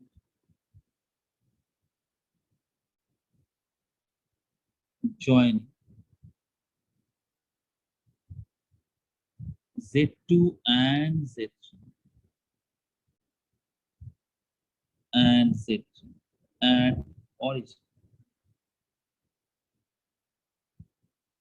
So that means we have to show that the line angle subtended by the line segment Z2 Z3 at the origin is double the angle subtended by the line segment Z2 Z3 at Z1. Now we have the given expression. Now given expression means the point Z1 is on the point Z1 from the origin, this is on the point Z2 from the origin, and this is on the point Z3 from the origin is same. The expression mod Z1 equal to mod Z2 equal to mod Z3 implies that this is on the complex number Z1 from the origin, this is on the complex number Z2 from the origin, and this is on the complex number Z3 from the origin is same. That means we can consider that here the circumcenter of the triangle formed by Z1, Z2, Z3 should be origin. So we say that this implies that origin is the circumcenter of the triangle whose vertices are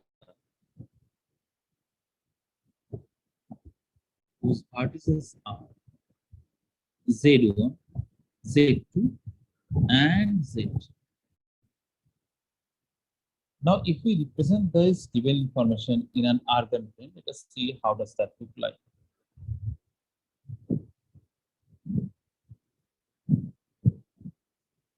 This is imaginary, this is real prime, this is imaginary prime.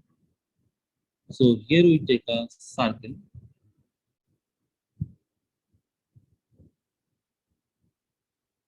Here we have points Z2, Z. Now they subtend angle at the center. They also subtend angle at the circumference. Z1 will be any point on this circle only because they all lie on the same circle because they have the same modulus, they are at the same position of the origin. So this will lie on a circle with center at the origin, radius will be equal to mod Z1. This will lie on a circle with center at the origin, radius is mod Z2, which is equal to mod Z1. This will lie on a circle with center at the origin, radius equal to mod z2 is equal to mod z2 and mod z1. So definitely they are lying on the same circle. Now we understand that here the angle subtended by the line segment Z2 Z3 is double the angle subtended by the line segment Z2 Z3 at the circumference. So here we can say that angle subtended by the line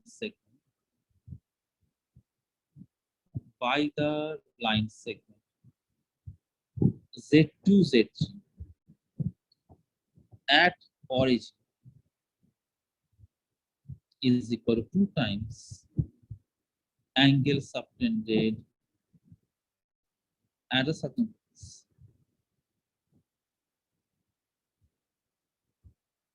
Now that implies that argument of Z3 by Z2 equal to 2 times argument of Z3 minus Z1 by Z2 minus Z2. That Z1 equal to 10 plus 6 sin complex number Z2 is 4 plus 6 sin, where I square equal to minus. Given argument of Z minus Z2 by Z minus Z2 equal to pi by 4. And we have proved here that mod of Z minus 7 minus 9 equal to 0. So here this equation has to be converted to the modulus form. So here what we understand that argument Z minus Z1 by Z minus Z2, this can be written in the form argument of Z1 minus Z by Z2 minus Z equal to pi by 4. This shows that angle subtended by the line segment Z2 Z1 at Z is pi by 4. So if we take the complex number 0 and 0 in the Cartesian, that is, we want to transfer here the whole given expression in Cartesian system. So if we take in that way, then our Z1 is 10, 6 will represent the point 10, 6, whereas Z2 represents the point 4, 6. So we take this point as Z2, which is 4, 6, and this point as Z1, which is 10, 6. Now, according to this expression, at the point Z, the angle form is pi by 4. So this is the point which we take Z, and if we join the line segment Z2 to Z and Z1 to Z, we can understand that this is the angle taken in anti-clockwise direction is pi by 4. Now, when all the possible points will be joined, then we can understand that Z will lie on an arc. So if we join all possible locations, it will lie on an arc. Now we have to find the center and radius to understand, to represent this in terms of the modulus factor. So to get the center, we plot the center first, that is Z.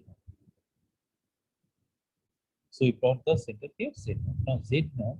So if we drop a perpendicular here, since this will be a chord of the circle, so we just drop a perpendicular, which we name as T.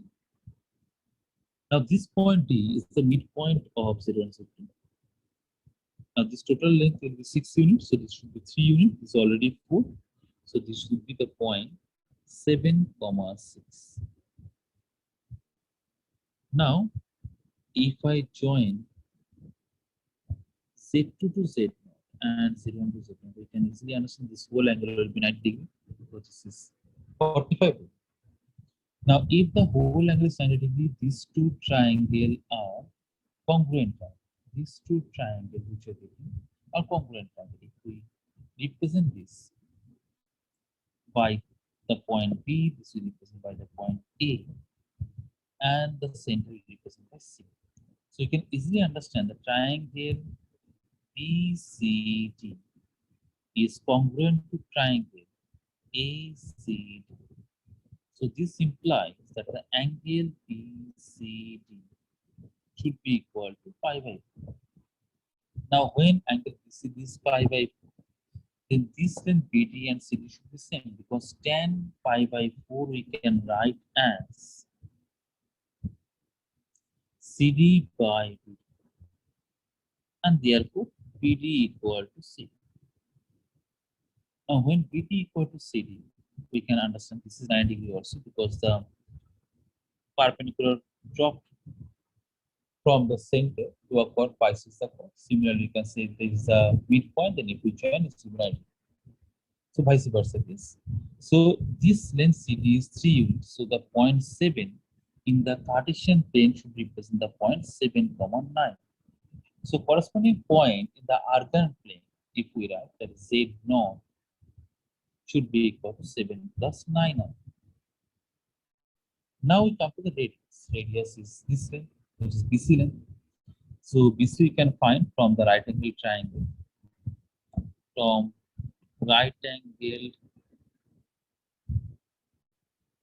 triangle BCD, we can say that BC, which is the radius,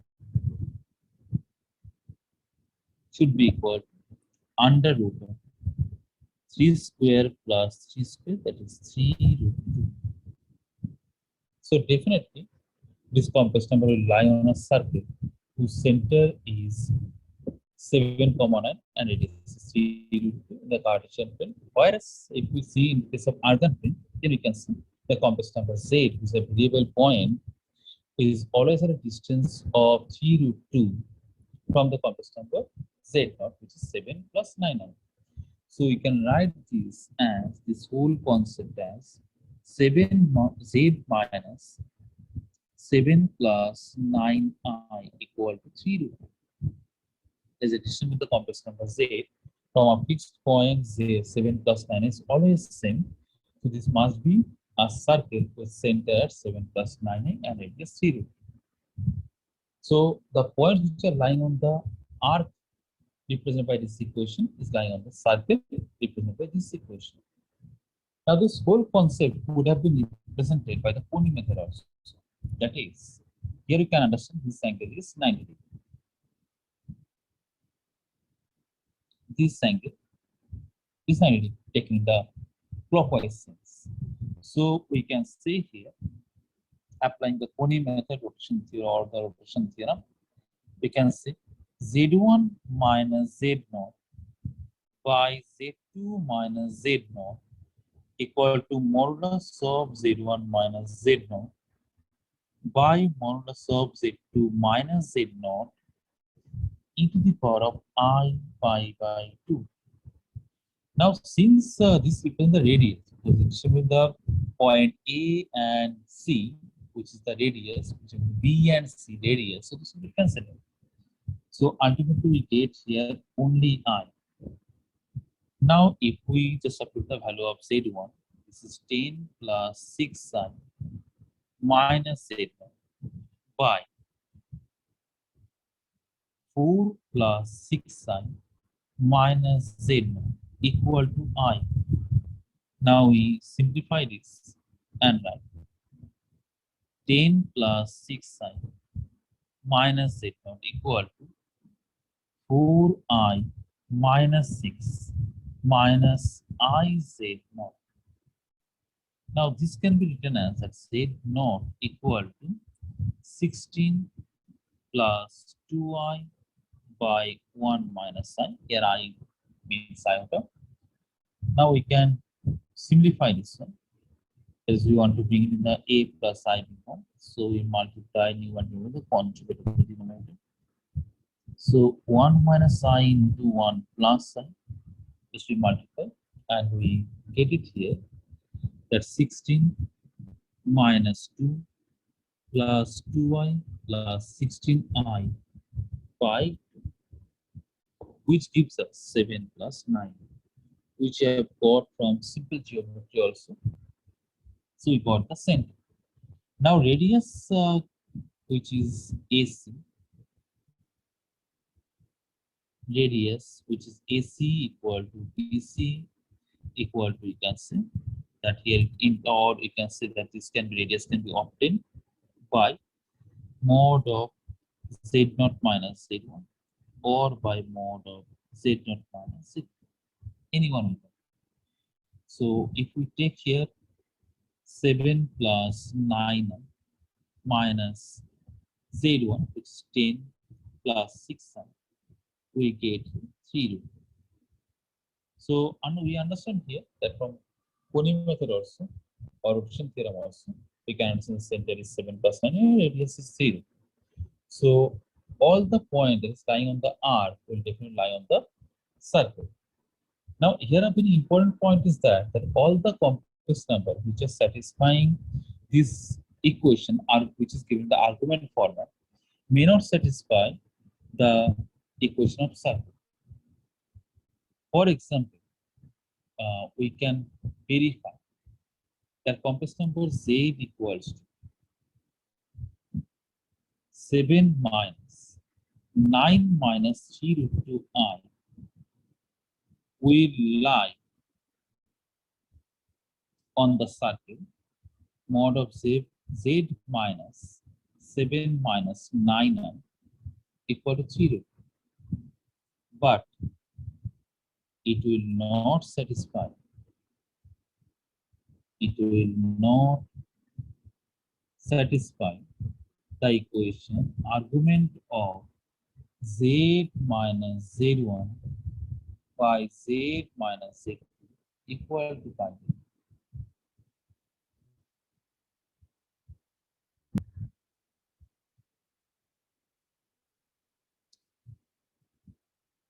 Three minus z1 by 2 minus z1 into 2 minus z2 by 3 minus z2 equal to k. What is given? K greater than z. So from the given expression, we observe z1 and z2 are common, which is similar to the angle separated by the complex number z2 and z3. If we take two complex numbers z2 and z3, add some complex number z1. That is what I mean to say. That if we take here two complex numbers, namely z2 and z3, we take here a complex number z1. So if it is separating an angle at this point, which we name as theta, then argument of z3 minus z1 by z2 minus z1 equal to theta. In this expression, we have found that z1 is common both in the numerator and denominator. And here we move from the line segment joining z2 and z1 to z3, z1. That is, we have to move in anti-clockwise sense. Now, here, if we compare this condition, if we just compare this formula with this one, here we understand that here z1 is common in the expression, here z2 is common in the expression, which is quite similar to this expression. So, keeping this in mind, we take argument throughout this expression and we get that argument of 3 minus z1 by 2 minus z1 into 2 minus z2 by 3 minus z2 equal to argument of k, where k is a real number, positive real number between z. So just from the given expression, we have taken argument and we have got this expression. Now, if we proceed here, we get that argument of 3 minus z1 by 2 minus z1 plus argument of 2 minus z2 by 3 minus z2 equal to 0. argument of Z1, Z2, we can write argument of Z1 plus argument of Z2. If we take the whole expression as Z1 as a complex number, this whole expression Z2 is a complex number, then we can write argument of Z1, Z2 is argument of Z1 plus argument of Z2 equal to 0. Now, if we further simplify this, then we can write argument of 3 minus Z1 by 2 minus Z1 equal to minus argument of 2 minus Z2 by 3 minus Z2. Now, this can also be written as argument of 3 minus Z2 by 2 minus Z2. Why it can be written in this format that we can analyze? If we take this expression argument of 1 by Z, we can write this one as argument of 1 minus argument of Z. Now, argument of 1 is a positive real number, so it will be 0. So, minus argument of Z. That is, if we have minus argument of Z, we can write argument of 1 by Z. Here we had exactly that condition, that is minus argument of Z if we take the whole complex number as Z. So, here we will get 1 by Z. Now, from this, what we understand that the angle subtended by the line segment joining the real number 3 and 2 at Z1 is same as the angle subtended by the join of complex number 3 and 2 at Z2. That is what we understand. If we plot this condition in the argon plane, then we observe that is here we take two real number 3, which is same as 3 comma 0 antipredict action. That is a real number and the point 3 comma 0 is the same thing, the point of the real number and the number itself is the same thing. So here the line segment joining 2 and Z1, that is if we take a point here as Z1, so the line segment joining 2 and Z1 when is moved towards the line segment 3 and Z1 will subtend here an angle. This one, which is the argument of 3 minus Z1 by 2 minus Z1. This one. We can consider this one as some theta. That is what we mean to say, that this whole thing we have taken as theta. Now, this is the theta. Here, how we have got the angle? We have moved from the line segment joining 2 and Z1 to the line segment joining 3 and Z1. Similarly, if we see this expression, here it shows that the line segment joining 3 and 2 is subtending angle of same theta at the point Z. So if we take here a point Z2, then we can say the line segment joining the number 3 comma 0 and 2 comma 0 at Z2 is theta.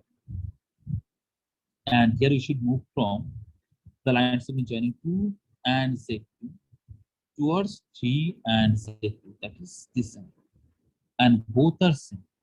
Now this is possible only when Z1 and Z2 lie on a circle. Hence we can say that these points are consecutive. This is possible only when these points are consecutive. All these points are lying on a circle.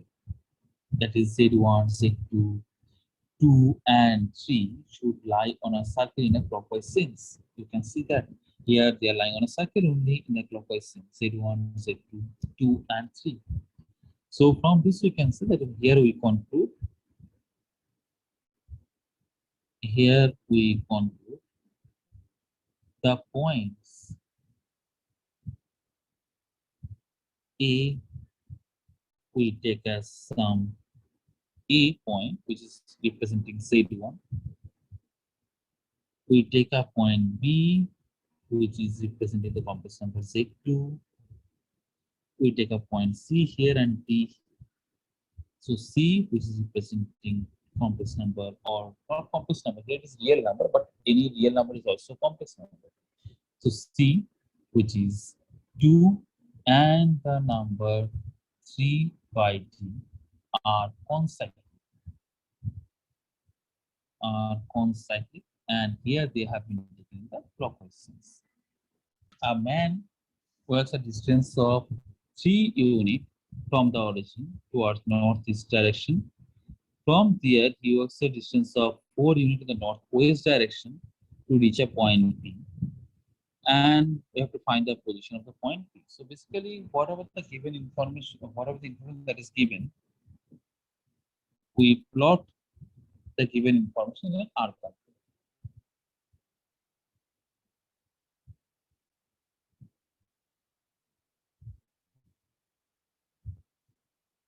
This is real, this is imaginary, this is real prime, this is imaginary prime, and this is origin.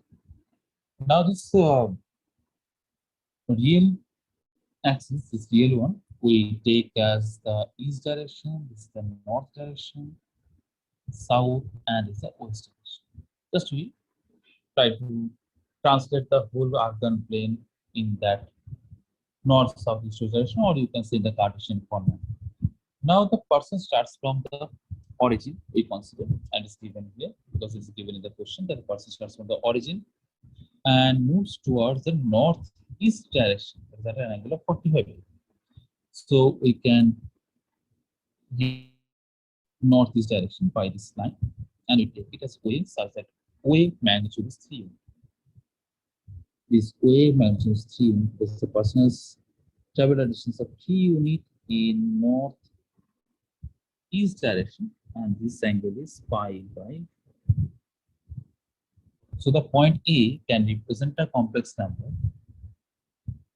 3 into e to the power of I pi by, because it is mod R mod Z. If we consider, if we say this is the complex number Z, it is representing complex number Z, then mod Z is 3, angle is pi by 4, so Z e to the power of I theta, so 3 e to the power of I pi by 4.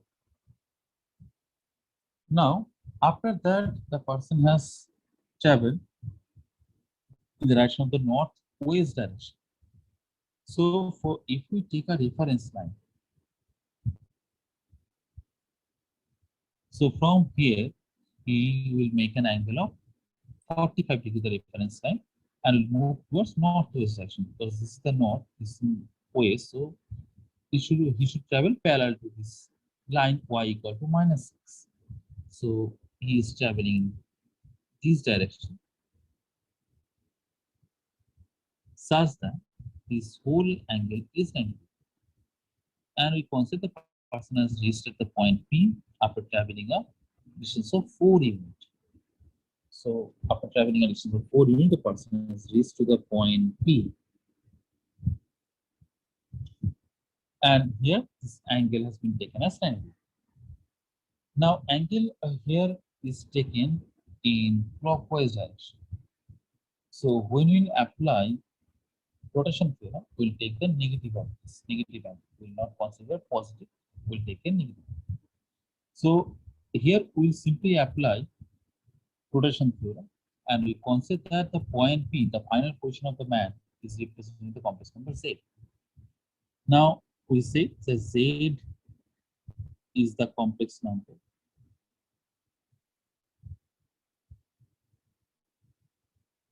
in the arcane,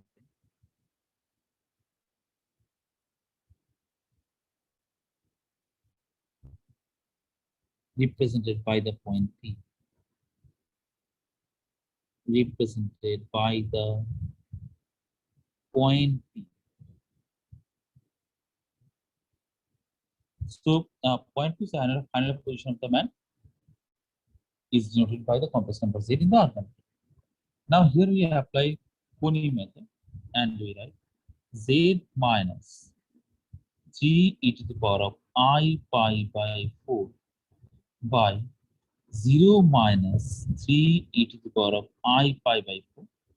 Here the angle is subtended at the point P, which is represented by the complex number 3 e to the power of I pi by 4. So it is present in the numerator as well as denominator. Since the angle is taken from OA to AP, that is the reason this part is the denominator, and from there we are moving the numerator. Now this will be AP by OA e to the power of minus I pi by 2. Now this gives us 4 by 3 into minus I, because here cos of minus pi by 2 plus I sine of minus pi by 2, so that will give us minus pi minus I, because sine of minus theta is minus sine theta, sine of minus pi will be minus 1. Now just we cross multiply for simplification. So z minus 3 e to the power of I pi by 4 equal to 4I into e to the power of I pi by 4. Now to get z, we transfer the complex number 3 e to the power of I pi by 4 on the right hand side, and we get 3 plus 4 iota e to the power of iota pi by 4. So that is the final position of the man in the urban plane. The complex number 0 and Z2 and origin forms an isosceles triangle with the vertical angle 2 pi by 3, and we have to get the condition that Z1 square plus Z2 square plus Z1 Z2 equal to 0. So at first we plot the isosceles triangle in the urban plane.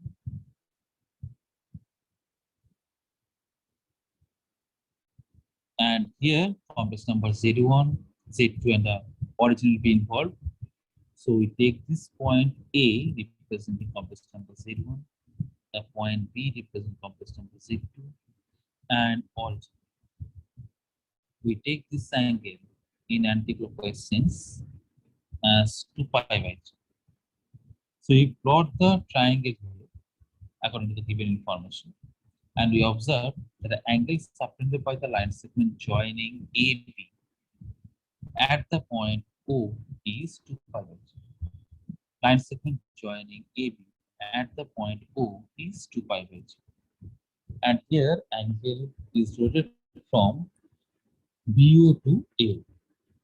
So we apply here Pony method, and we can write Z1 minus 0 by Z2 minus 0 equal to modulus of OA by modulus of OB into e to the power of I 2 pi by 3. Since it is an isosceles triangle, since triangle AOB is isosceles, so we can see OA equal to OB. Absolutely. So this one on simplification we get Z1 by Z2 equal to e to the power of I 2 pi by 3, which is cos 2 pi by 3 plus I sin 2 pi by 3. So since it is an angle in second quadrant, it will be positive only. So root 3 by 2 1. Now we take half on the left hand side. So plus half equal to root 3 by 2 1. Now on squaring both sides, we get on squaring both sides, we get Z1 by Z2 plus half whole square equal to root 3 by 2 I whole square. Now this will give us minus 3 by 2. And on left hand side on simplification we get Z1 square by Z2 square plus 1 by 4 plus Z1 by Z2 equal to minus 3 by 4. Which on further simplification gives us Z1 square by Z2 square plus Z1 by Z2 plus 1 equal to 0. So it is z1 square by z2 square plus z1 z2 plus 1, because 1 by 4 plus 3 by 4, so that's 1. Now if we simplify this further, we get z1 square plus z1 z2 plus z2 square equal to 0, which is the required condition. Z1, Z2, Z3 are the parts of an equilateral triangle. Z1 is the circumference. So just we write the conditions given. Z1, Z2, Z3 represents the vertices of an equilateral triangle.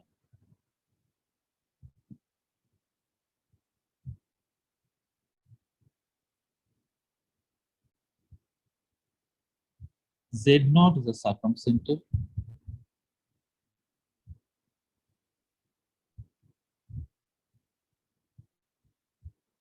And we have to find here the value of Z1 square plus Z2 square plus Z3 square. Before we discuss the given numerical, we take an analogous case. Analogous case of cube roots of unity.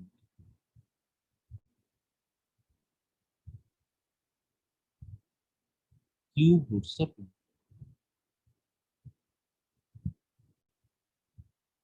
Now, in cube roots of unity, we know that the three roots of unity can be represented, inscribed in a circle of radius 1 unit. So we take a circle here such that its vertices are 1, 0. Here we have omega and its conjugate omega square. So here we have an equilateral triangle whose vertices are the cube roots of unity. Now we see here that the distance of the origin from omega and from omega square is the same. That is, here O is a circumcenter. Origin is a circumcenter.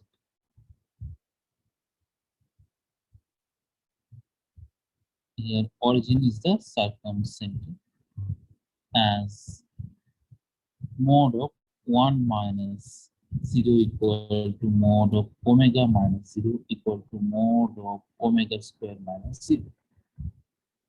Now it is one of the vertices of the equilateral triangle. You can say it is a vertex with the real number, and the other two are the complex number. Now here omega, which is e to the power of I 2 pi by 3, this one can be represented as e to the power of I 2 pi by 3. Now how we can get this point, that is omega minus 0. This we say that if we want the complex number omega minus 0. Now omega minus 0 can be obtained when we turn the line joining 1 and 0 by an angle of 2 pi by 3.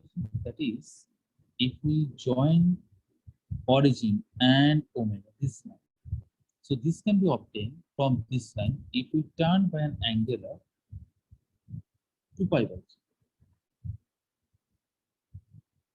That is, so you can say that omega minus 0 equal to 1 minus 0 into e to the power of I 2 pi by 3. Because this omega can be obtained when we turn the line segment joining 1 and 0 by an angle of 2 pi by 3 in anti-clockwise direction. Similarly, we can obtain omega square also. There is a line segment joining omega square and 0. This can also be obtained, that is, this line can be obtained when the line joining 1 and 0 is rotated by an angle of 4 pi by 3. That is, we can write this one as 1 minus 0 into e to the power of I 4 pi by 3. So when it's rotated by an angle of 4 pi by 3, we get omega square. Now, this condition, if you take the help of this condition in this given problem, where we have a triangle which is equilateral, definitely. Since it is equilateral, we can say here equilateral, and here we have circumference as Z0, here A as Z1 representing the complex number Z1, B is representing the complex number Z2, C is representing the complex number Z3. Z0 is circumference of this triangle. Now, since Z0 is circumference, that means the line joining A and this circumference, which we represent by O, this one should be equal to OC should be equal to OB. So we can write here that mod of Z1 minus Z0 equal to mod of Z2 minus Z0 equal to mod of Z3 minus Z0. Because since Z0 is a circumference, this length should be same. Now we take here that Z minus Z0 equal to some R into e to the power of I, where this R is the radius of the circumference. Now from here, if you want to move to the line segment joining O and B, since it's an equilateral triangle, we have to move by an angle, we have to rotate by an angle of 2 pi by 3. So we have to obtain Z2 minus Z0. We have to rotate the line joining Z1 and Z0 by an angle of 2 pi by 3 in clockwise direction. So this is what we do. Well, in the anti-clockwise direction, we have to move to obtain the line segment joining Z2 and Z0. We have to rotate the line joining Z1 and Z0 by an angle of 2 pi by 3 in anti-clockwise direction. So here we can say that Z2 minus Z0 equal to R e to the power of I theta plus 2 pi by 3, because we have rotated by an angle of 2 pi by 3 anti-clockwise direction from OA line. Now similarly, you can say that to obtain the line segment joining Z0 and Z3, that is Z3 Z0, to obtain the line segment Z3 Z0, we have to rotate the line joining 0 and Z0 by an angle of 4 pi by 3 in anti-clockwise direction. And we can write that Z3 minus Z0 equal to R e to the power of I theta plus 4 pi by 3. So just we have given the rotation, which is analogous to the rotation which we have observed for cube roots of unity. The same situation, just here the radius we have taken R because we don't know the radius, and we have got this. Now from here we can find Z1 in terms of Z0, and we can write here that Z1 equal to Z0 plus R e to the power of I theta. Similarly, we can write Z2 equal to Z0 plus R e to the power of I theta into e to the power of I e 2 pi by 3, iota 2 pi by 3. So this can represent as Z0 plus R e to the power of I theta into omega. Similarly, we can write the Z3 also, we can express Z3 also in terms of Z0 and R, and we can write here Z0 plus R e to the power of I theta into e to the power of I 4 pi by 3. So we can write this one as Z0 plus R e to the power of I theta omega square. Now just we put the values of Z1, Z2, Z3 in the expression which is required, that is Z1 square plus Z2 square plus Z3 square. If we square them and add, we get Z0 square, Z0 square, Z0 square. So try Z0 square definitely. We'll get twice Z0 in all the cases. R will be there, e to the power I theta will be common, and we take 1 plus omega square. With that, we have the another part. that is r square e to the power of I theta whole square into omega to the power of 4 omega square plus 1.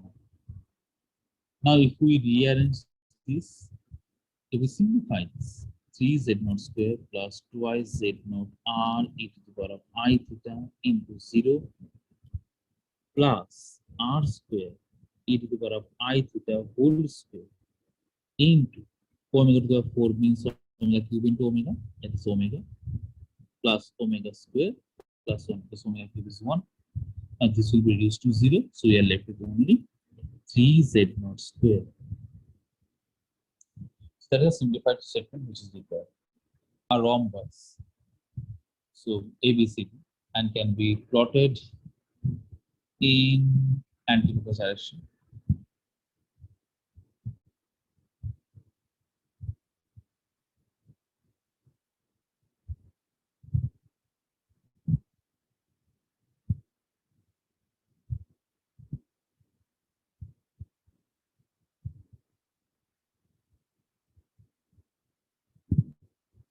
So we plot the rhombus ABCD in anti-clockwise direction such that we take this point A as Z, this is a point B, this is a point C, this is a point D. Given that length of BD is twice AC. So whatever the condition is given, we will decode and represent this in the argument.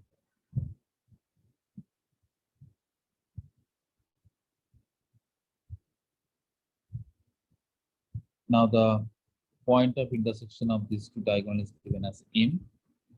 Now, if we translate the whole condition in Cartesian plane also, then we can say that this point will be 2, 1. And if we think in Argand plane, this will be 2 minus I. Similarly, this point is 1, 1, which is 1 plus I. Now we know that diagonals of a rhombus cut each other at 90. So this angle is definitely 90. Now the line segment, we can say this so that the line segment joining A and D suffer an angle of pi by 2 at M. Line segment joining A and D suffer an angle of pi by 2 at M. So here we can use rotation theorem at the point M. So we understand this whole thing, whatever the information is given. We have plotted the given information, we got a rhombus. Now here we have taken a thing such that A, B, C, D in anti-clockwise direction. And here what we understand from the given information that this line segment joining A and B, complex number Z represented by A, and these represent the complex number 1 plus M. When this is joined, then this suffer an angle of pi by 2 at the point M.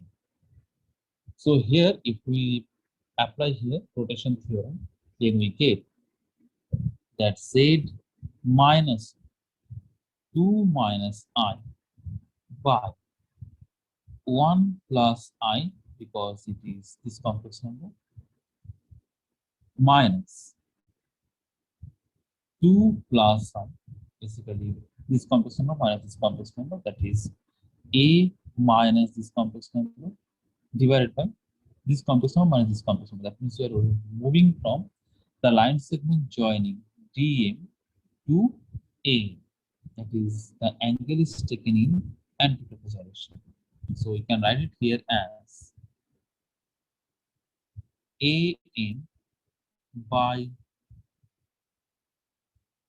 DM e to the power of minus e to the power of I pi by, since the angle is taken in the anti-clockwise direction, so it is taken plus. Now AM can be written as half of AC, whereas DM can be written as half of BD. E to the power of I pi by 2, that is cos pi by 2 plus I sin pi by 2, it is I.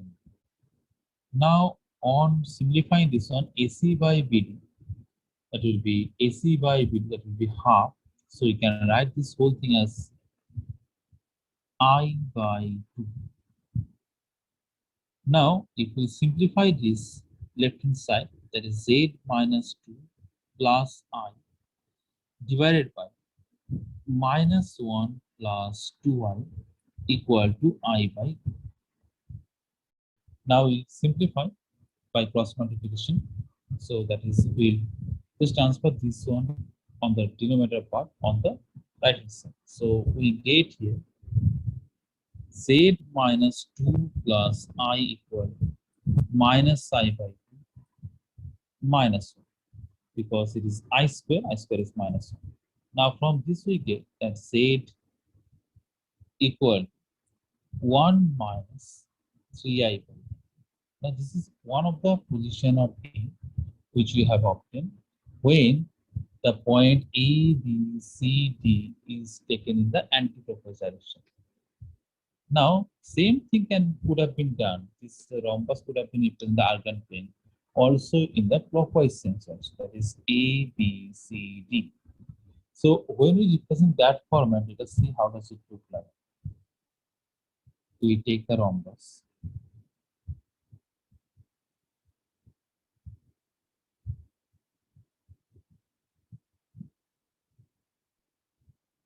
These are the two diagonals. So this is representing the point A, this is B, this is C, this is D. Now we know that D will be 1 plus I complex number. M, which is the midpoint, which is the point of bisection of the diagonal, 2 minus I. Now here we are moving from DM towards M, so that is in clockwise direction, so the angle will be taken negative. So we apply rotation theorem at the point M, because the line segment joining A and B will suffer an angle of pi by 2 at M, because in a rhombus diagonal bisect each other at 90. Now here A is representing the complex number Z, so we write Z minus 2 plus I by divided by 1 plus I, because it is basically this complex number minus this one divided by this complex number minus this one. So 1 minus I minus 2 minus I. That is, we are rotating from the line segment joining DM to the line segment joining M. So this is for A, this is for the complex number M minus M, and here it is the complex number D minus M. So we get here equal to mod of M by mod of DM. This is the line segment e to the power of minus I pi by 2. Now, if we just simplify this one, we have seen the previous case that this will give us half. So you can write here minus I by 2. Now, if we cross multiply to simplify, so z minus 2 plus I equal to minus I by 2 into, this is 1 minus 2, that is minus 1 plus 2, minus 1 plus 2, 1. So this will give us minus I by plus I by 2, because minus into minus plus I by 2. Minus into plus minus, but I will give us minus again, so ultimately plus 1. So here we get plus 1. Why? Because it's I by 2 into y, so it will be whole thing as reduced to 1. Now if we transfer minus 2 and I on the right hand side, we will get the equal complex number, which is 3 minus I by 2. So complex number Z, which represents the point A of the one of the parts of the rhombus, can be 3 minus I by 2 also. So it is depends on which sense we have taken the points, whether we have taken the anti-clockwise direction or we have taken the clockwise direction. 3 complex number Z1, Z2, Z3 as the vertices of an isosceles triangle, isosceles right angle triangle, and right angle at the point C. So we consider here 3 points A, which will be represented the vertex, and that will be represented by the count, that will represent the complex number Z1. B will represent the complex number Z2. C will represent the complex number Z3. Now here if you take a triangle,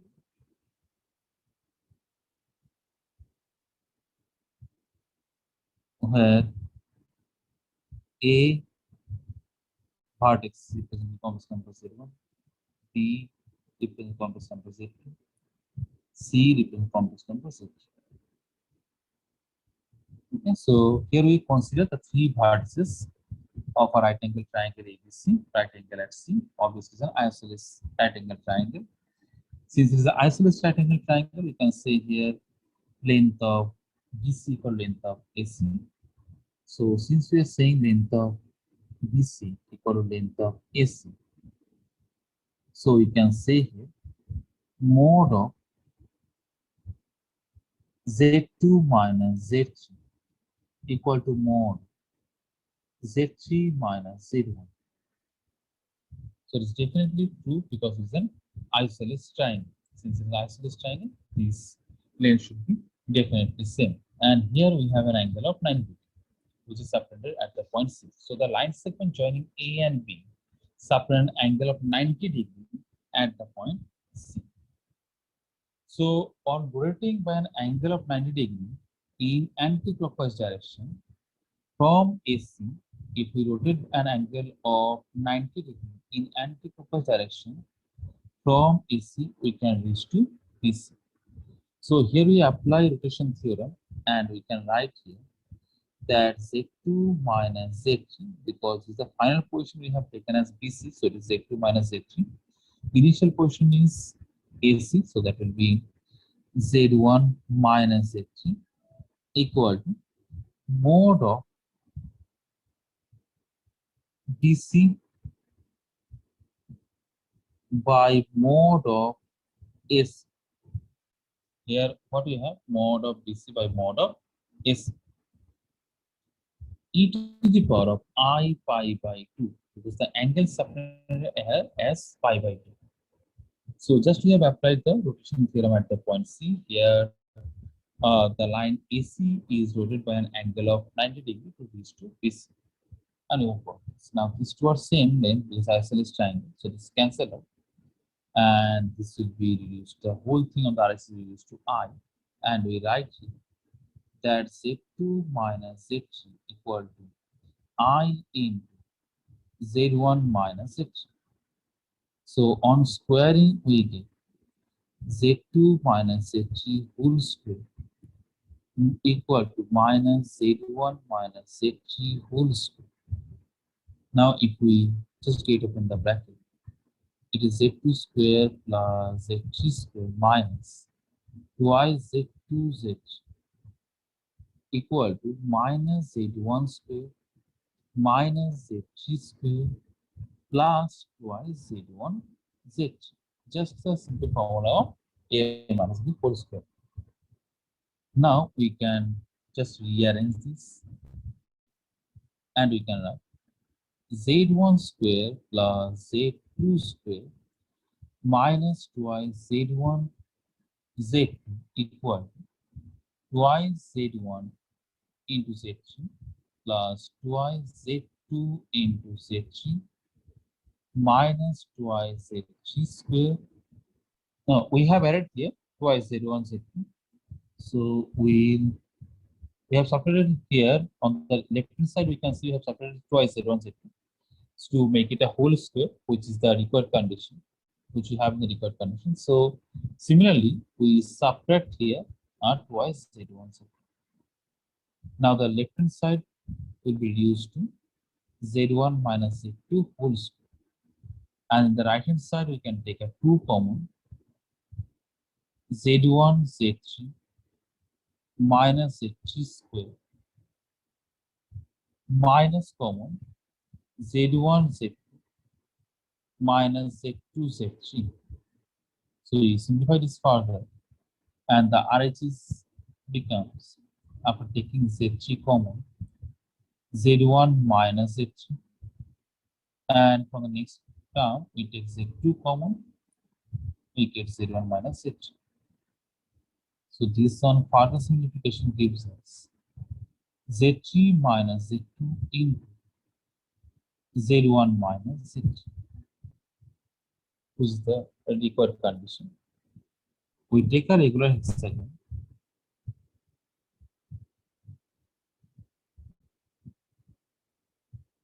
And here we translate the conditions given to us in the Cartesian. We take a hexagon,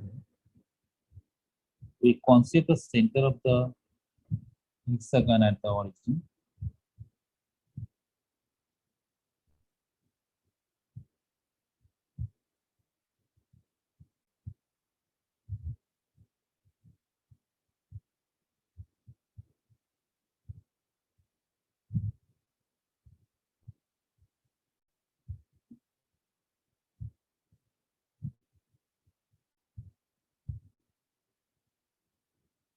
So here is the origin. Since we have translated the whole system in the Cartesian, so this point we take as A, which is 1, 2. Now distance of this complex number. Here the point is taken in the Cartesian plane, so it's not a complex number anymore. It's just the point 1, so distance of point 1, 2 from the origin will be root 5 u. Now we know that regular hexagon will have 6 equilateral triangles, and each triangle will subtend an angle of 2 pi by 6 at this point. That is, if we take this is the side AB will subtend an angle of 2 pi by 6 at this point, which is pi by 6 is an equilateral triangle. So this length equal to AB. So we can say here OA equal to AB, which is root 5. Since it's a regular hexagon, that means all the sides are of equal length. Since it is a regular hexagon,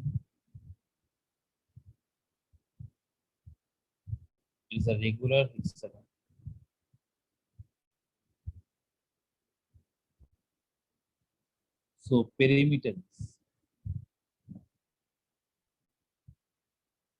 6 root 5. Because it is root 5 will be added and we get the perimeter as 6 root 5. Circle of radius r. A circle is given. Circle of radius r and center z0 and center z0. Basically, we have to find the equation of this circle with radius r and center at z0. So, if you have to find the equation of circle, that means what? If you just draw a circle, then we will be able to understand what we are trying to do here. In an arcane plane, this is imaginary axis. This is real axis, origin, real prime, imaginary. Now here, if we take a circle for simplification, we just consider that center of the circle of the first quadrant. You can take it at any other quadrant also, no problem. And here is the complex number Z. Radius of the complex number is r given in the question. Now this means that distance of any point on this on the circumference of the circle is at a distance of r from z. That is, z0 is a fixed point, z is a variable point, and distance of the complex number z is a variable point from z0, which is a fixed point, is always r, which is the radius of the circle. So this is basic information that is given from this given line. So mod of z minus z0 equal to r, where r is the radius. Now if we square this, mod of z minus z0 square equal to r square. Now we know that mod of z square equal to z into z conjugate. That means mod of z minus z0 whole square means z in minus z0 into conjugate of the complex number z minus z0. That is z minus z0 into z minus z naught conjugate, and that is giving us r square. Now, we know that conjugate is distributive over subtraction. So we can write here z minus z naught into z conjugate minus z naught conjugate equal to r square.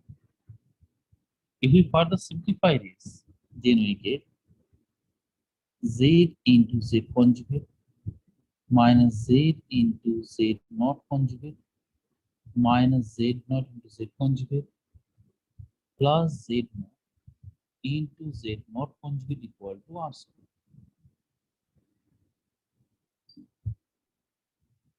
Argument of z1 minus z by mod z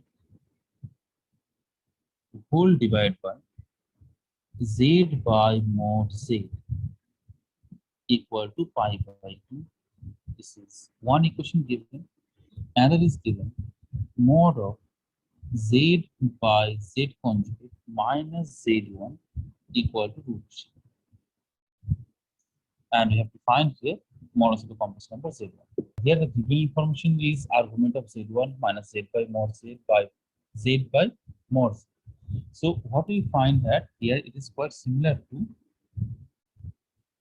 the expression argument of z2 minus z1 by z3 minus z1 equal to some theta.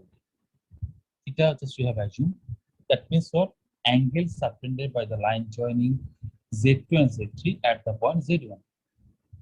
So let us take the given information in a modified form. That is argument of, we can write z1 minus z by mod z whole divided by minus z by mod z equal to minus pi by 2. Now, why can we write minus pi by 2? Let us understand that one first. We have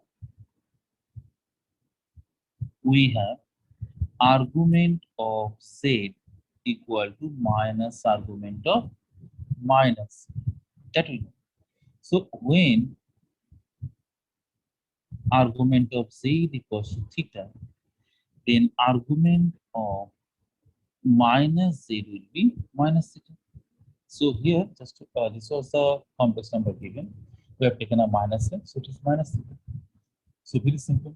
Now we can reformat this one, and we can write that argument of z1 minus z by mod z whole divided by 0 minus z by mod z equal to minus pi by 2. Now here basically we are involving three complex number.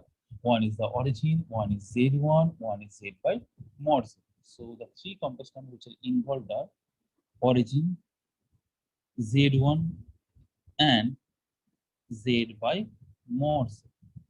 So if we just draw for our understanding purpose, what we understand here, just if we take a triangle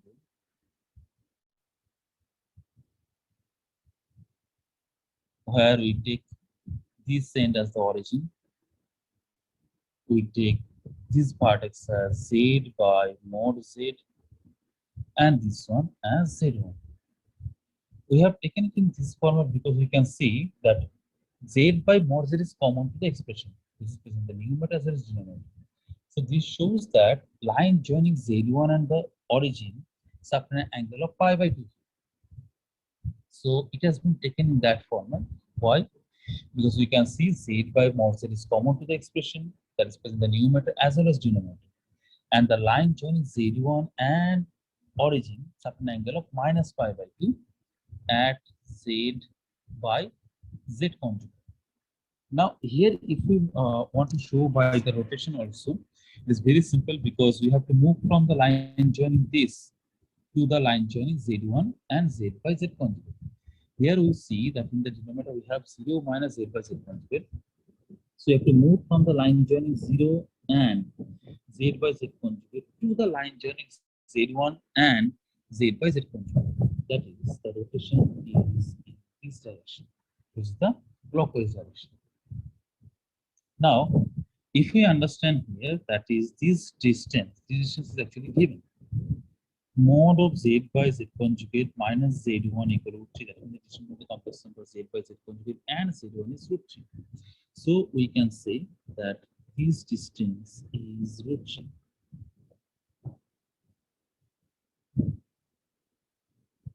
Now, this will be of distance 1 unit. Now, why it is 1 unit? That will analyze why it is 1 unit. For example, if we consider that let z equal to mod z e to the power of some I alpha, then z by mod z equal to e to the power of I alpha, which is cos alpha plus I sin alpha. Now, here if we find the modulus of this, definitely that will be the power of cos square alpha plus sin square alpha, which will be 1. And that is the reason we say that this is unimodular. Now it is a right angle triangle, and we need for mod z1. That is our requirement.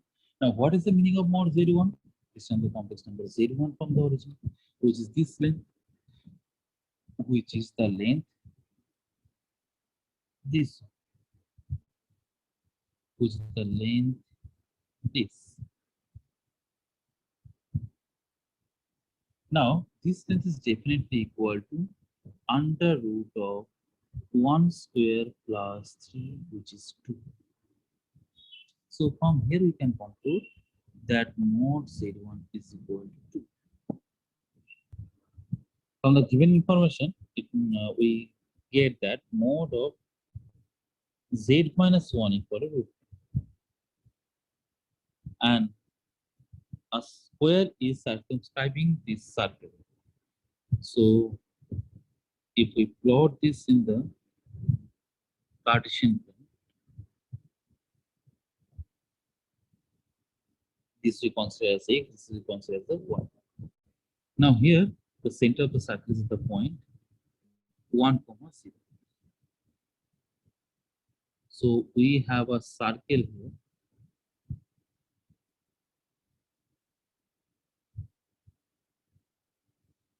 Now a square is circumscribing this circle.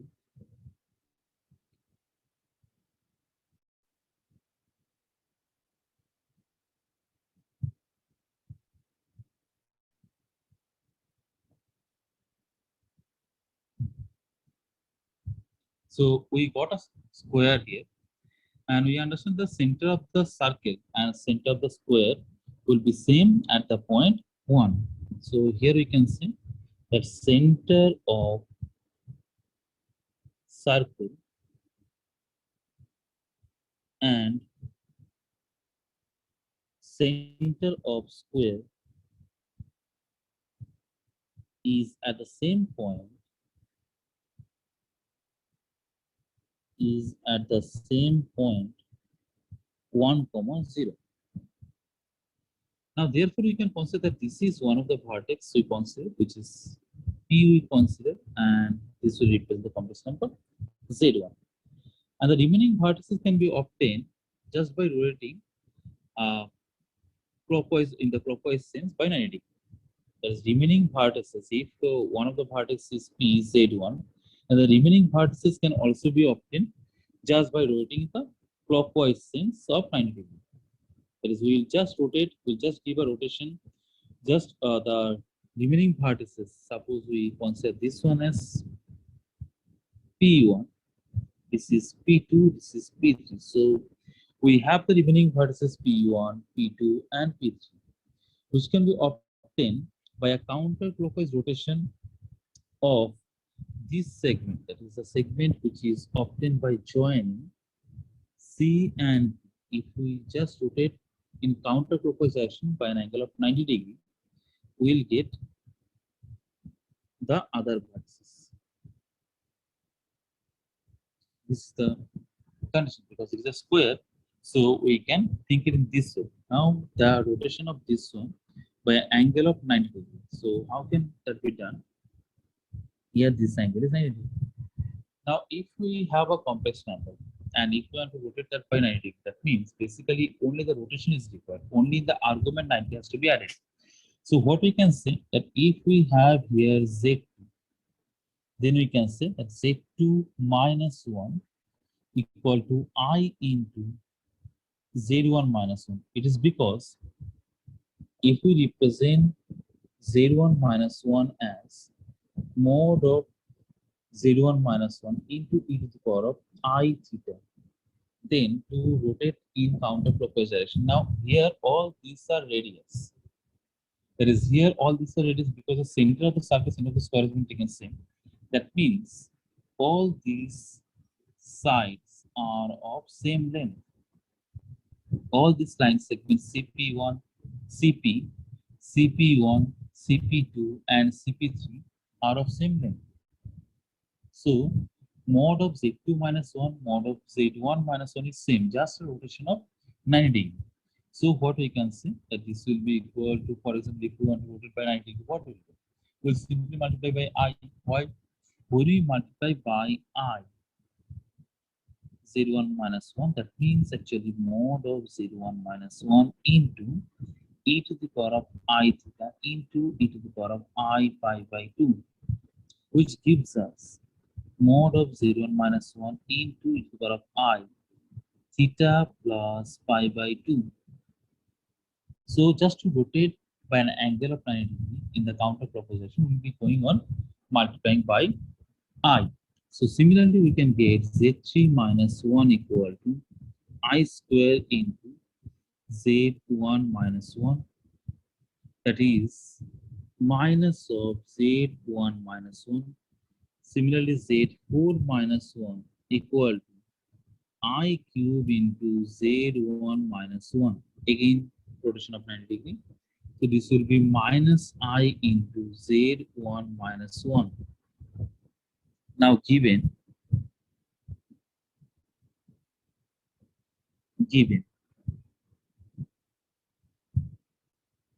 Z1 equal to 2 plus root 3i. Now using this, we can find Z2, Z3, and Z4. Let us see that from then we can say that Z1 minus 1 will be 1 plus root 3i. Now from the expression which we had, Z2 minus 1 equal to I into Z1 minus 1. So from that we can say that we have Z2 minus 1 equal to I into Z1 minus 1. So 1 plus root 3i, we just substitute the value.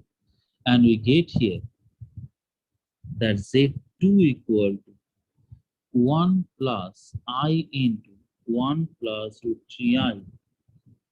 Now that will give us 1 minus root 3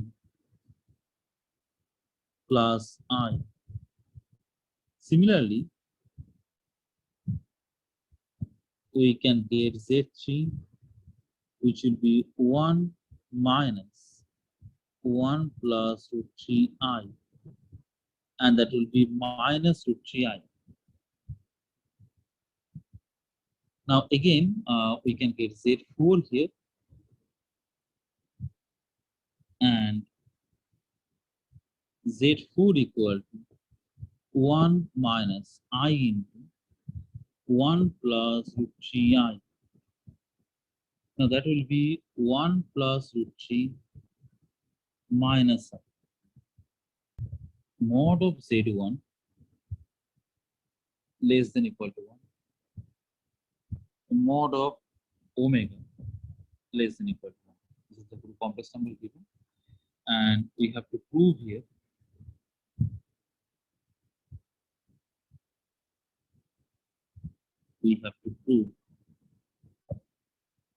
mod of Z minus omega whole square less than equal to mod Z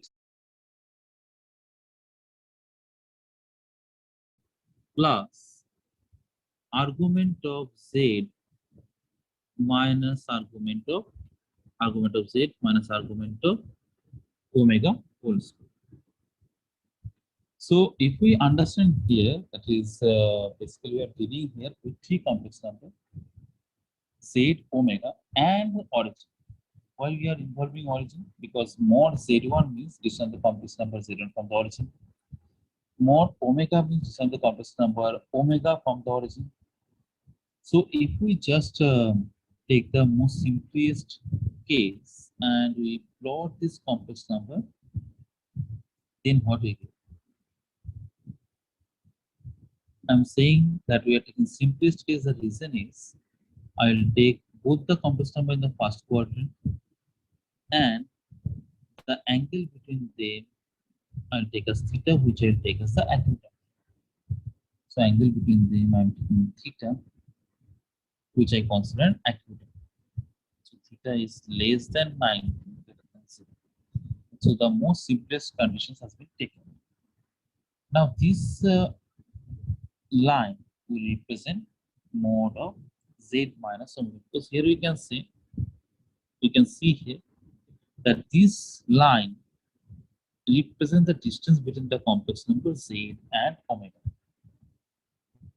So in this triangle, we can apply cosine rule, because this one also we know this is mod z.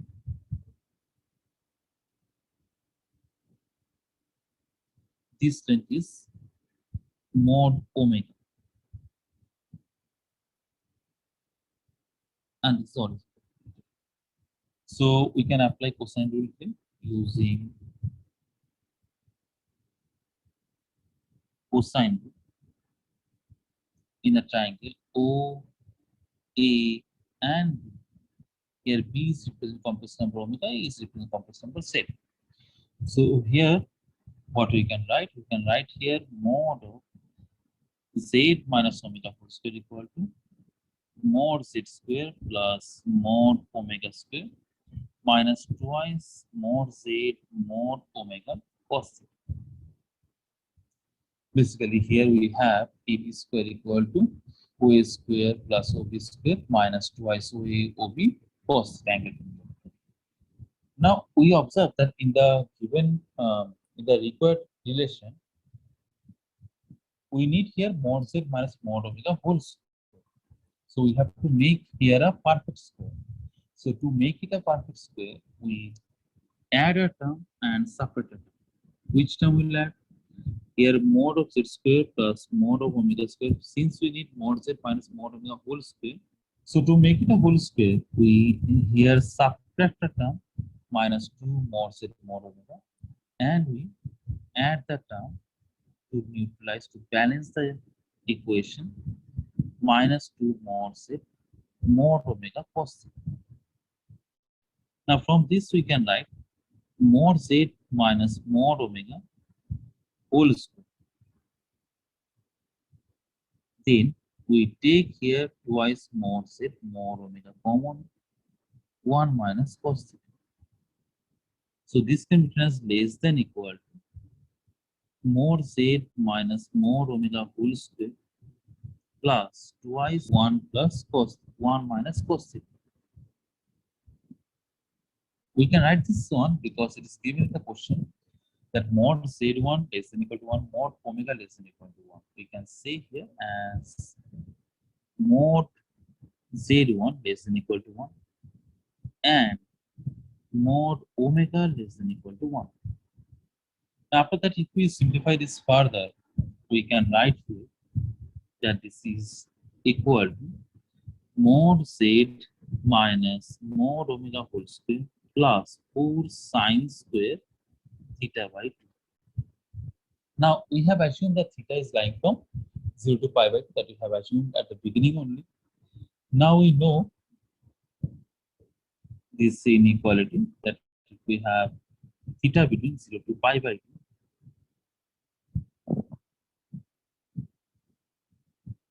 then this is the sin x graph or sin theta graph here, and this is our y equal to x sin or y equal to theta here. So that time we understand that sin theta is less than theta. Under this condition, if we represent x, y, This is y equal to x, this is y equal to sin x. So correspondingly here we can say that sin x is less than x when x belongs to 0 comma pi by 2. So here also we have considered the same thing. So x is lying between 0 to pi by 2. Here we can say theta lies between 0 to pi by 2. So definitely this will hold true. So here the equation is becoming mod z minus mod omega whole square plus 4 theta by 2 whole square. Now get theta by 2 whole square. Now that will be 4, 4 will be cancelled out. Theta square. Now theta is what? Theta is the argument of z minus argument of omega that we have seen from the diagram. So here we can say that this is equal to argument of z minus argument of omega whole square, which is the required proof. Here three sets are given. Three sets of complex numbers are given. Set A represents those complex numbers whose imaginary part is greater than or equal to 1. Set B represents those complex numbers Z such that mod of Z minus 2 minus I is equal to 3. And set C represents those complex numbers Z such that real part of 1 minus I into Z equal to 1 minus I into Z equal to root. To us, we will try to decode the given information in the Cartesian plane. So to decode it in the Cartesian plane, we take here that let Z equal to x plus I1, where x comma y will belong to real number and I square equal to minus 1. Now, first of all, we take this one, which is imaginary part of Z less than equal to 1. And then we'll take this and this like this. So first of all, we decode the set A. Set A is saying that we have to take those complex numbers Z such that imaginary part of Z greater than equal to 1. So according to this implies that for this complex number A, for the set of the complex number A, we will have y greater than equal to 1. That is, the set A will include all points that will be lying on or above the horizontal line y equal to 1. Now we move on to the set B. Now set B is saying that it will include all those complex numbers Z such that mod of Z minus common 2 plus I is equal to 3. So that means it will represent a circle because distance of a variable point Z from a fixed point 2 plus I is always same. So this is representing what? Is representing a circle. Set B include all those complex number on the circumference of a circle whose center is 2, 1 and radius is 3 units. So B includes all the points on the circumference of a circle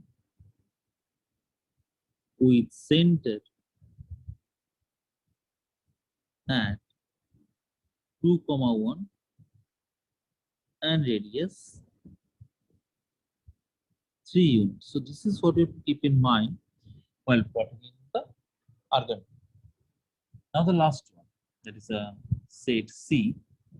Now set C is representing those complex numbers Z such that real part 1 minus I into Z is equal to root 2. So if we solve this one, that is real part 1 minus I into Z, that is x plus I1 equal to root 2. So this is real part of x plus y minus I common x minus 1 equal to root.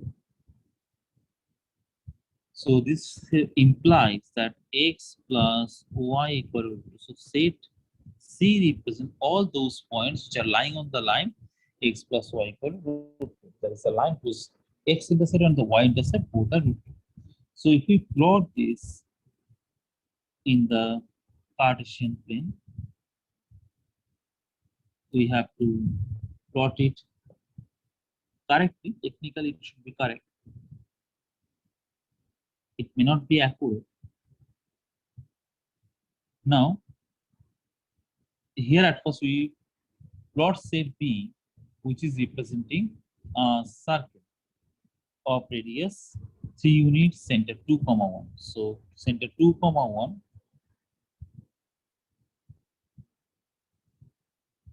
and radius 3 units. So we take a circle like this. Now center at 2, 1. So if this is 1, this is 2, if we take approximately, so this is a point 2, 0. So from 2, 0, we have to move 1 unit up. So this point is 2, 1. Now we have to take the radius 3 unit. Radius 3 unit means from here we have to move 3 unit towards right. 3 unit below, 3 unit up, and just you take 4 points just to understand that what we're trying to do here. That is, if we move like this 3 unit, then we reach to this diameter. I'm going to say a point on the circumference, which will be 5, 1. Similarly, if we move on this side, this point will be 3 unit if we move. So this is 2 unit and 1 unit. So this will be minus 1, 1. So that just we understand to which point the circle is passing. This point, it is 1 unit above, 2 unit below. So this point should be 2, minus 2. So this C point will help us to locate this circle properly in the Cartesian. Next we have the set A, which is representing all those points on the line y equal to 1 or above the line y equal to 1. So this line which we have plotted here is actually y equal to 1 line. So if we can obviously here we can write y equal to 1. So all the points, the set A is representing all the points on this line or above the line. This is y equal to 1 line. Now next we have another set, which is set C, that is representing x plus y equal to root 2. That means the x-intercept and y-intercept should be here root 2. So that will be approximately passing line.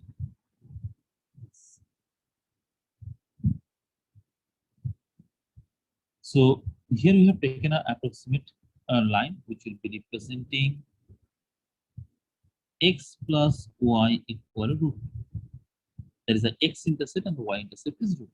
So I have taken above 1, 0, 1, since it's representing the y-intercept is 0, root 2. This is 0, 1. So this is all the points on this line will be in the set C.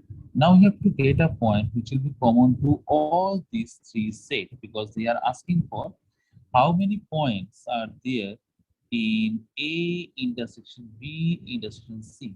Since all these are finite sets, we can see here, because this intersection will be a finite set here, because their point of intersection or the common point which we get, and that is only 1 point.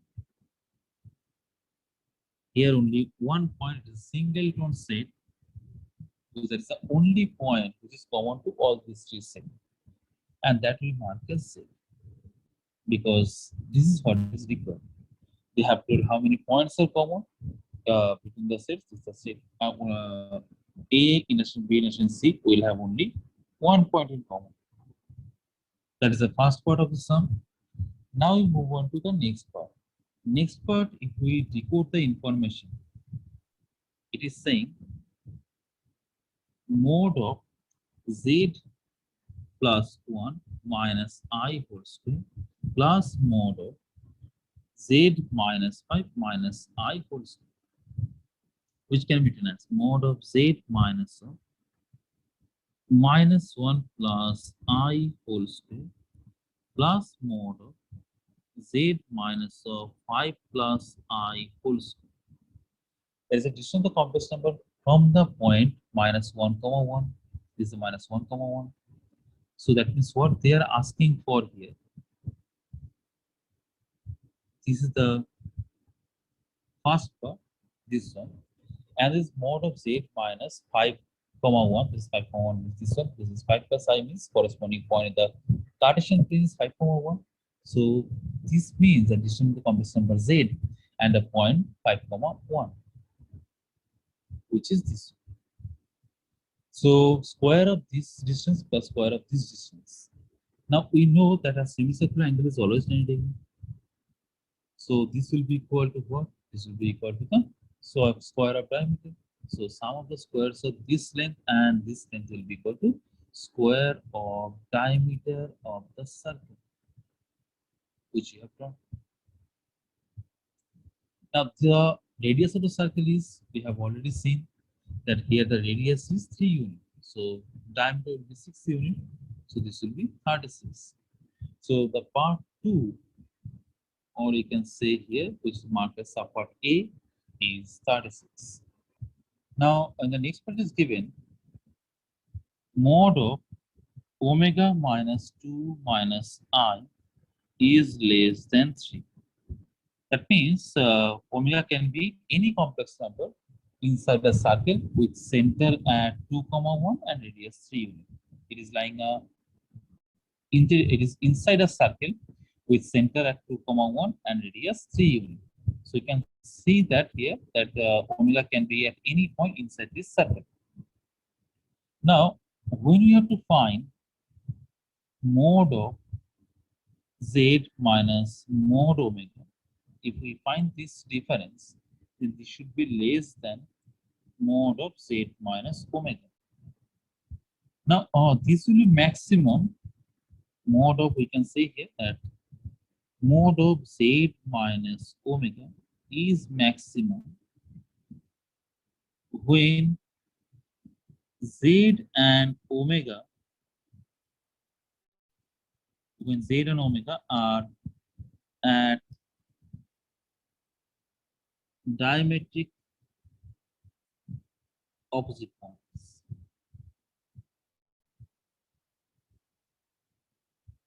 When they are present at diametric opposite points.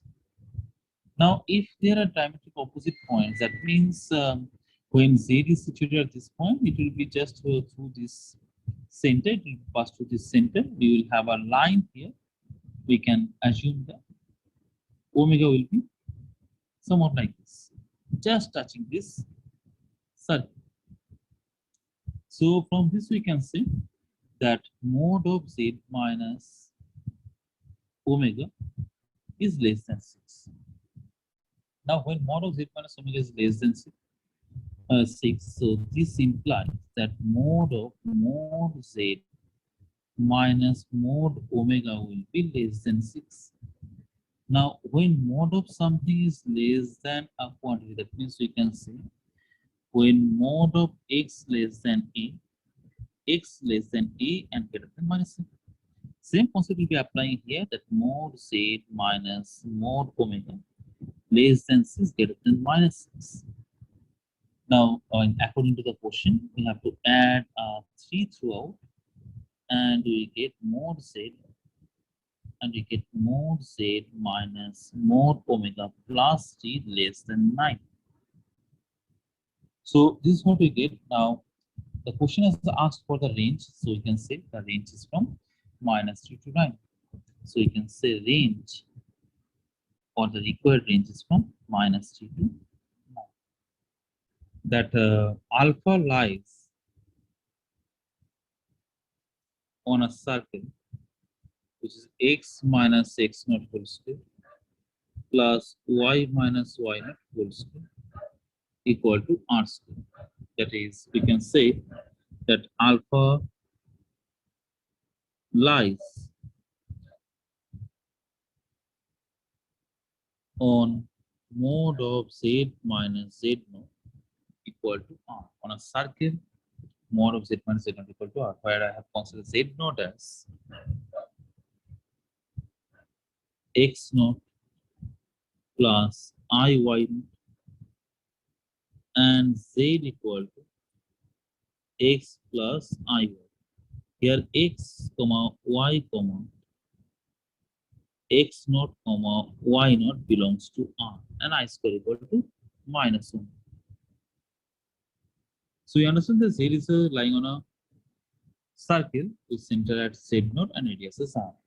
Similarly, we can say that 1 by alpha conjugate lie on a circle lies on a circle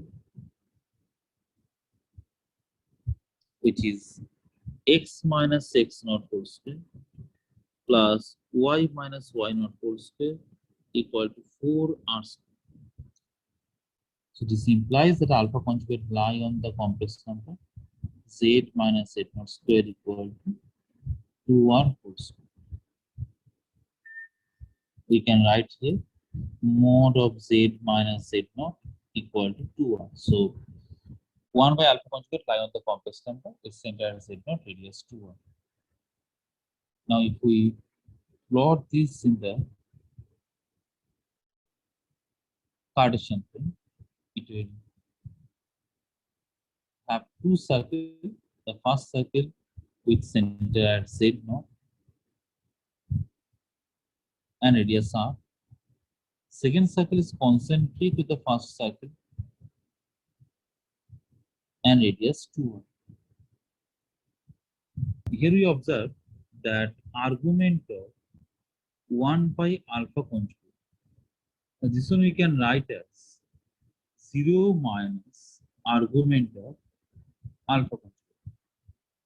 That is equal to argument of alpha. So what we understand, argument of the complex number alpha and 1 by alpha conjugate is same. That means alpha and 1 by alpha conjugate will lie in the same straight line. So you can draw it here.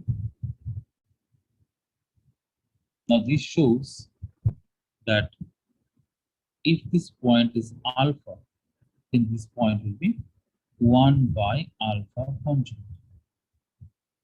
Now the radius. This radius is 2r and this radius is r. So this length is 2r and this length is r. Now we join this origin and the center of the circle. So this is the center, this is the origin. Here O is the origin, center is z naught. Here we have alpha, here we have 1 by alpha. We take some point here, C. C will represent the complex number z naught.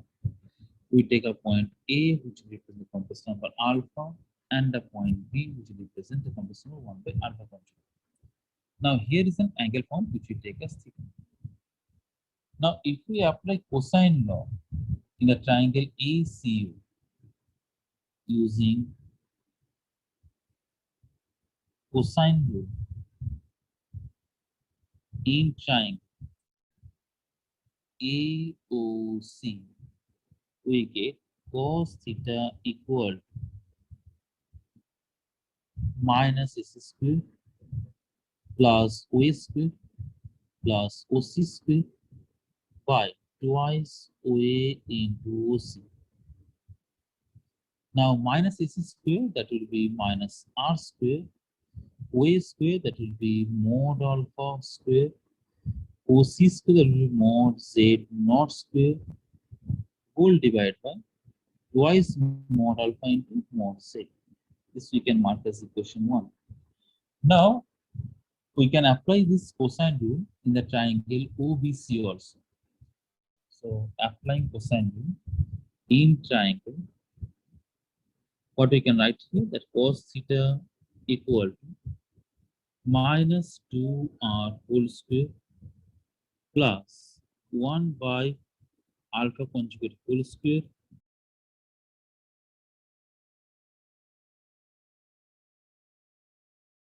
twice mod of 1 by alpha conjugate into mod of z naught. Now here also we have cos theta. In equation 1 also we have cos theta. So we can equate these two. So from equation 1 and 2, we eliminate cos theta and we write mod of alpha square plus mod of z naught square minus r square whole divided by twice mod alpha into mod of z naught equal to minus 4r square plus 1 by mod alpha square, because we know mod of alpha and mod of alpha conjugate is same, plus mod of z naught square whole divided 2 times we can write 1 by mod alpha into mod of z. Now we can cancel out 2, we can cancel out mod z naught. Now we simplify it further and we write mod of alpha square plus mod of z naught square minus r square equal to minus 4r square into mod alpha square plus mod z naught square into mod of alpha square plus 1 whole divided by mod alpha. Now, from where we have got this mod alpha? Because here if we take the LCM, then what we get? We get here 4r square alpha square plus mod z naught square into alpha square, which we got here plus 1. Now this will be divided. So this is 1 by mod alpha. So that will get cancelled out here. And there is a mod alpha in the denominator on the left hand side also. So that will come on the right hand side and we can write here into mod alpha. So this mod alpha can be cancelled out. And we can write here 4r square mod alpha square plus mod of z naught square mod of alpha square plus 1. Now here we'll simplify this further because another information is given here, that is twice z naught square equal to r square plus 2. So we substitute that one. So after substituting the value of z naught square from the given information, what we write? Mod of alpha square plus r square by r square plus 2 by 2 minus r square equal to minus 4r square mod of alpha square plus z naught square, which will be r square plus 2 by 2 into mod of alpha square plus 1. So this is what we have got. Now if we multiply by 2 throughout, then we get twice mod of alpha square plus r square plus 2 minus twice r square equal to minus 8r square mod of alpha square plus r square mod of alpha square plus twice mod of alpha square plus 2. Now here what we observe, that certain numbers like 2 and 2 will get cancelled out. Then we have 2 alpha square, here also we have 2 alpha square that will get cancelled out. Now we are having the rest part. In the rest part, what we have?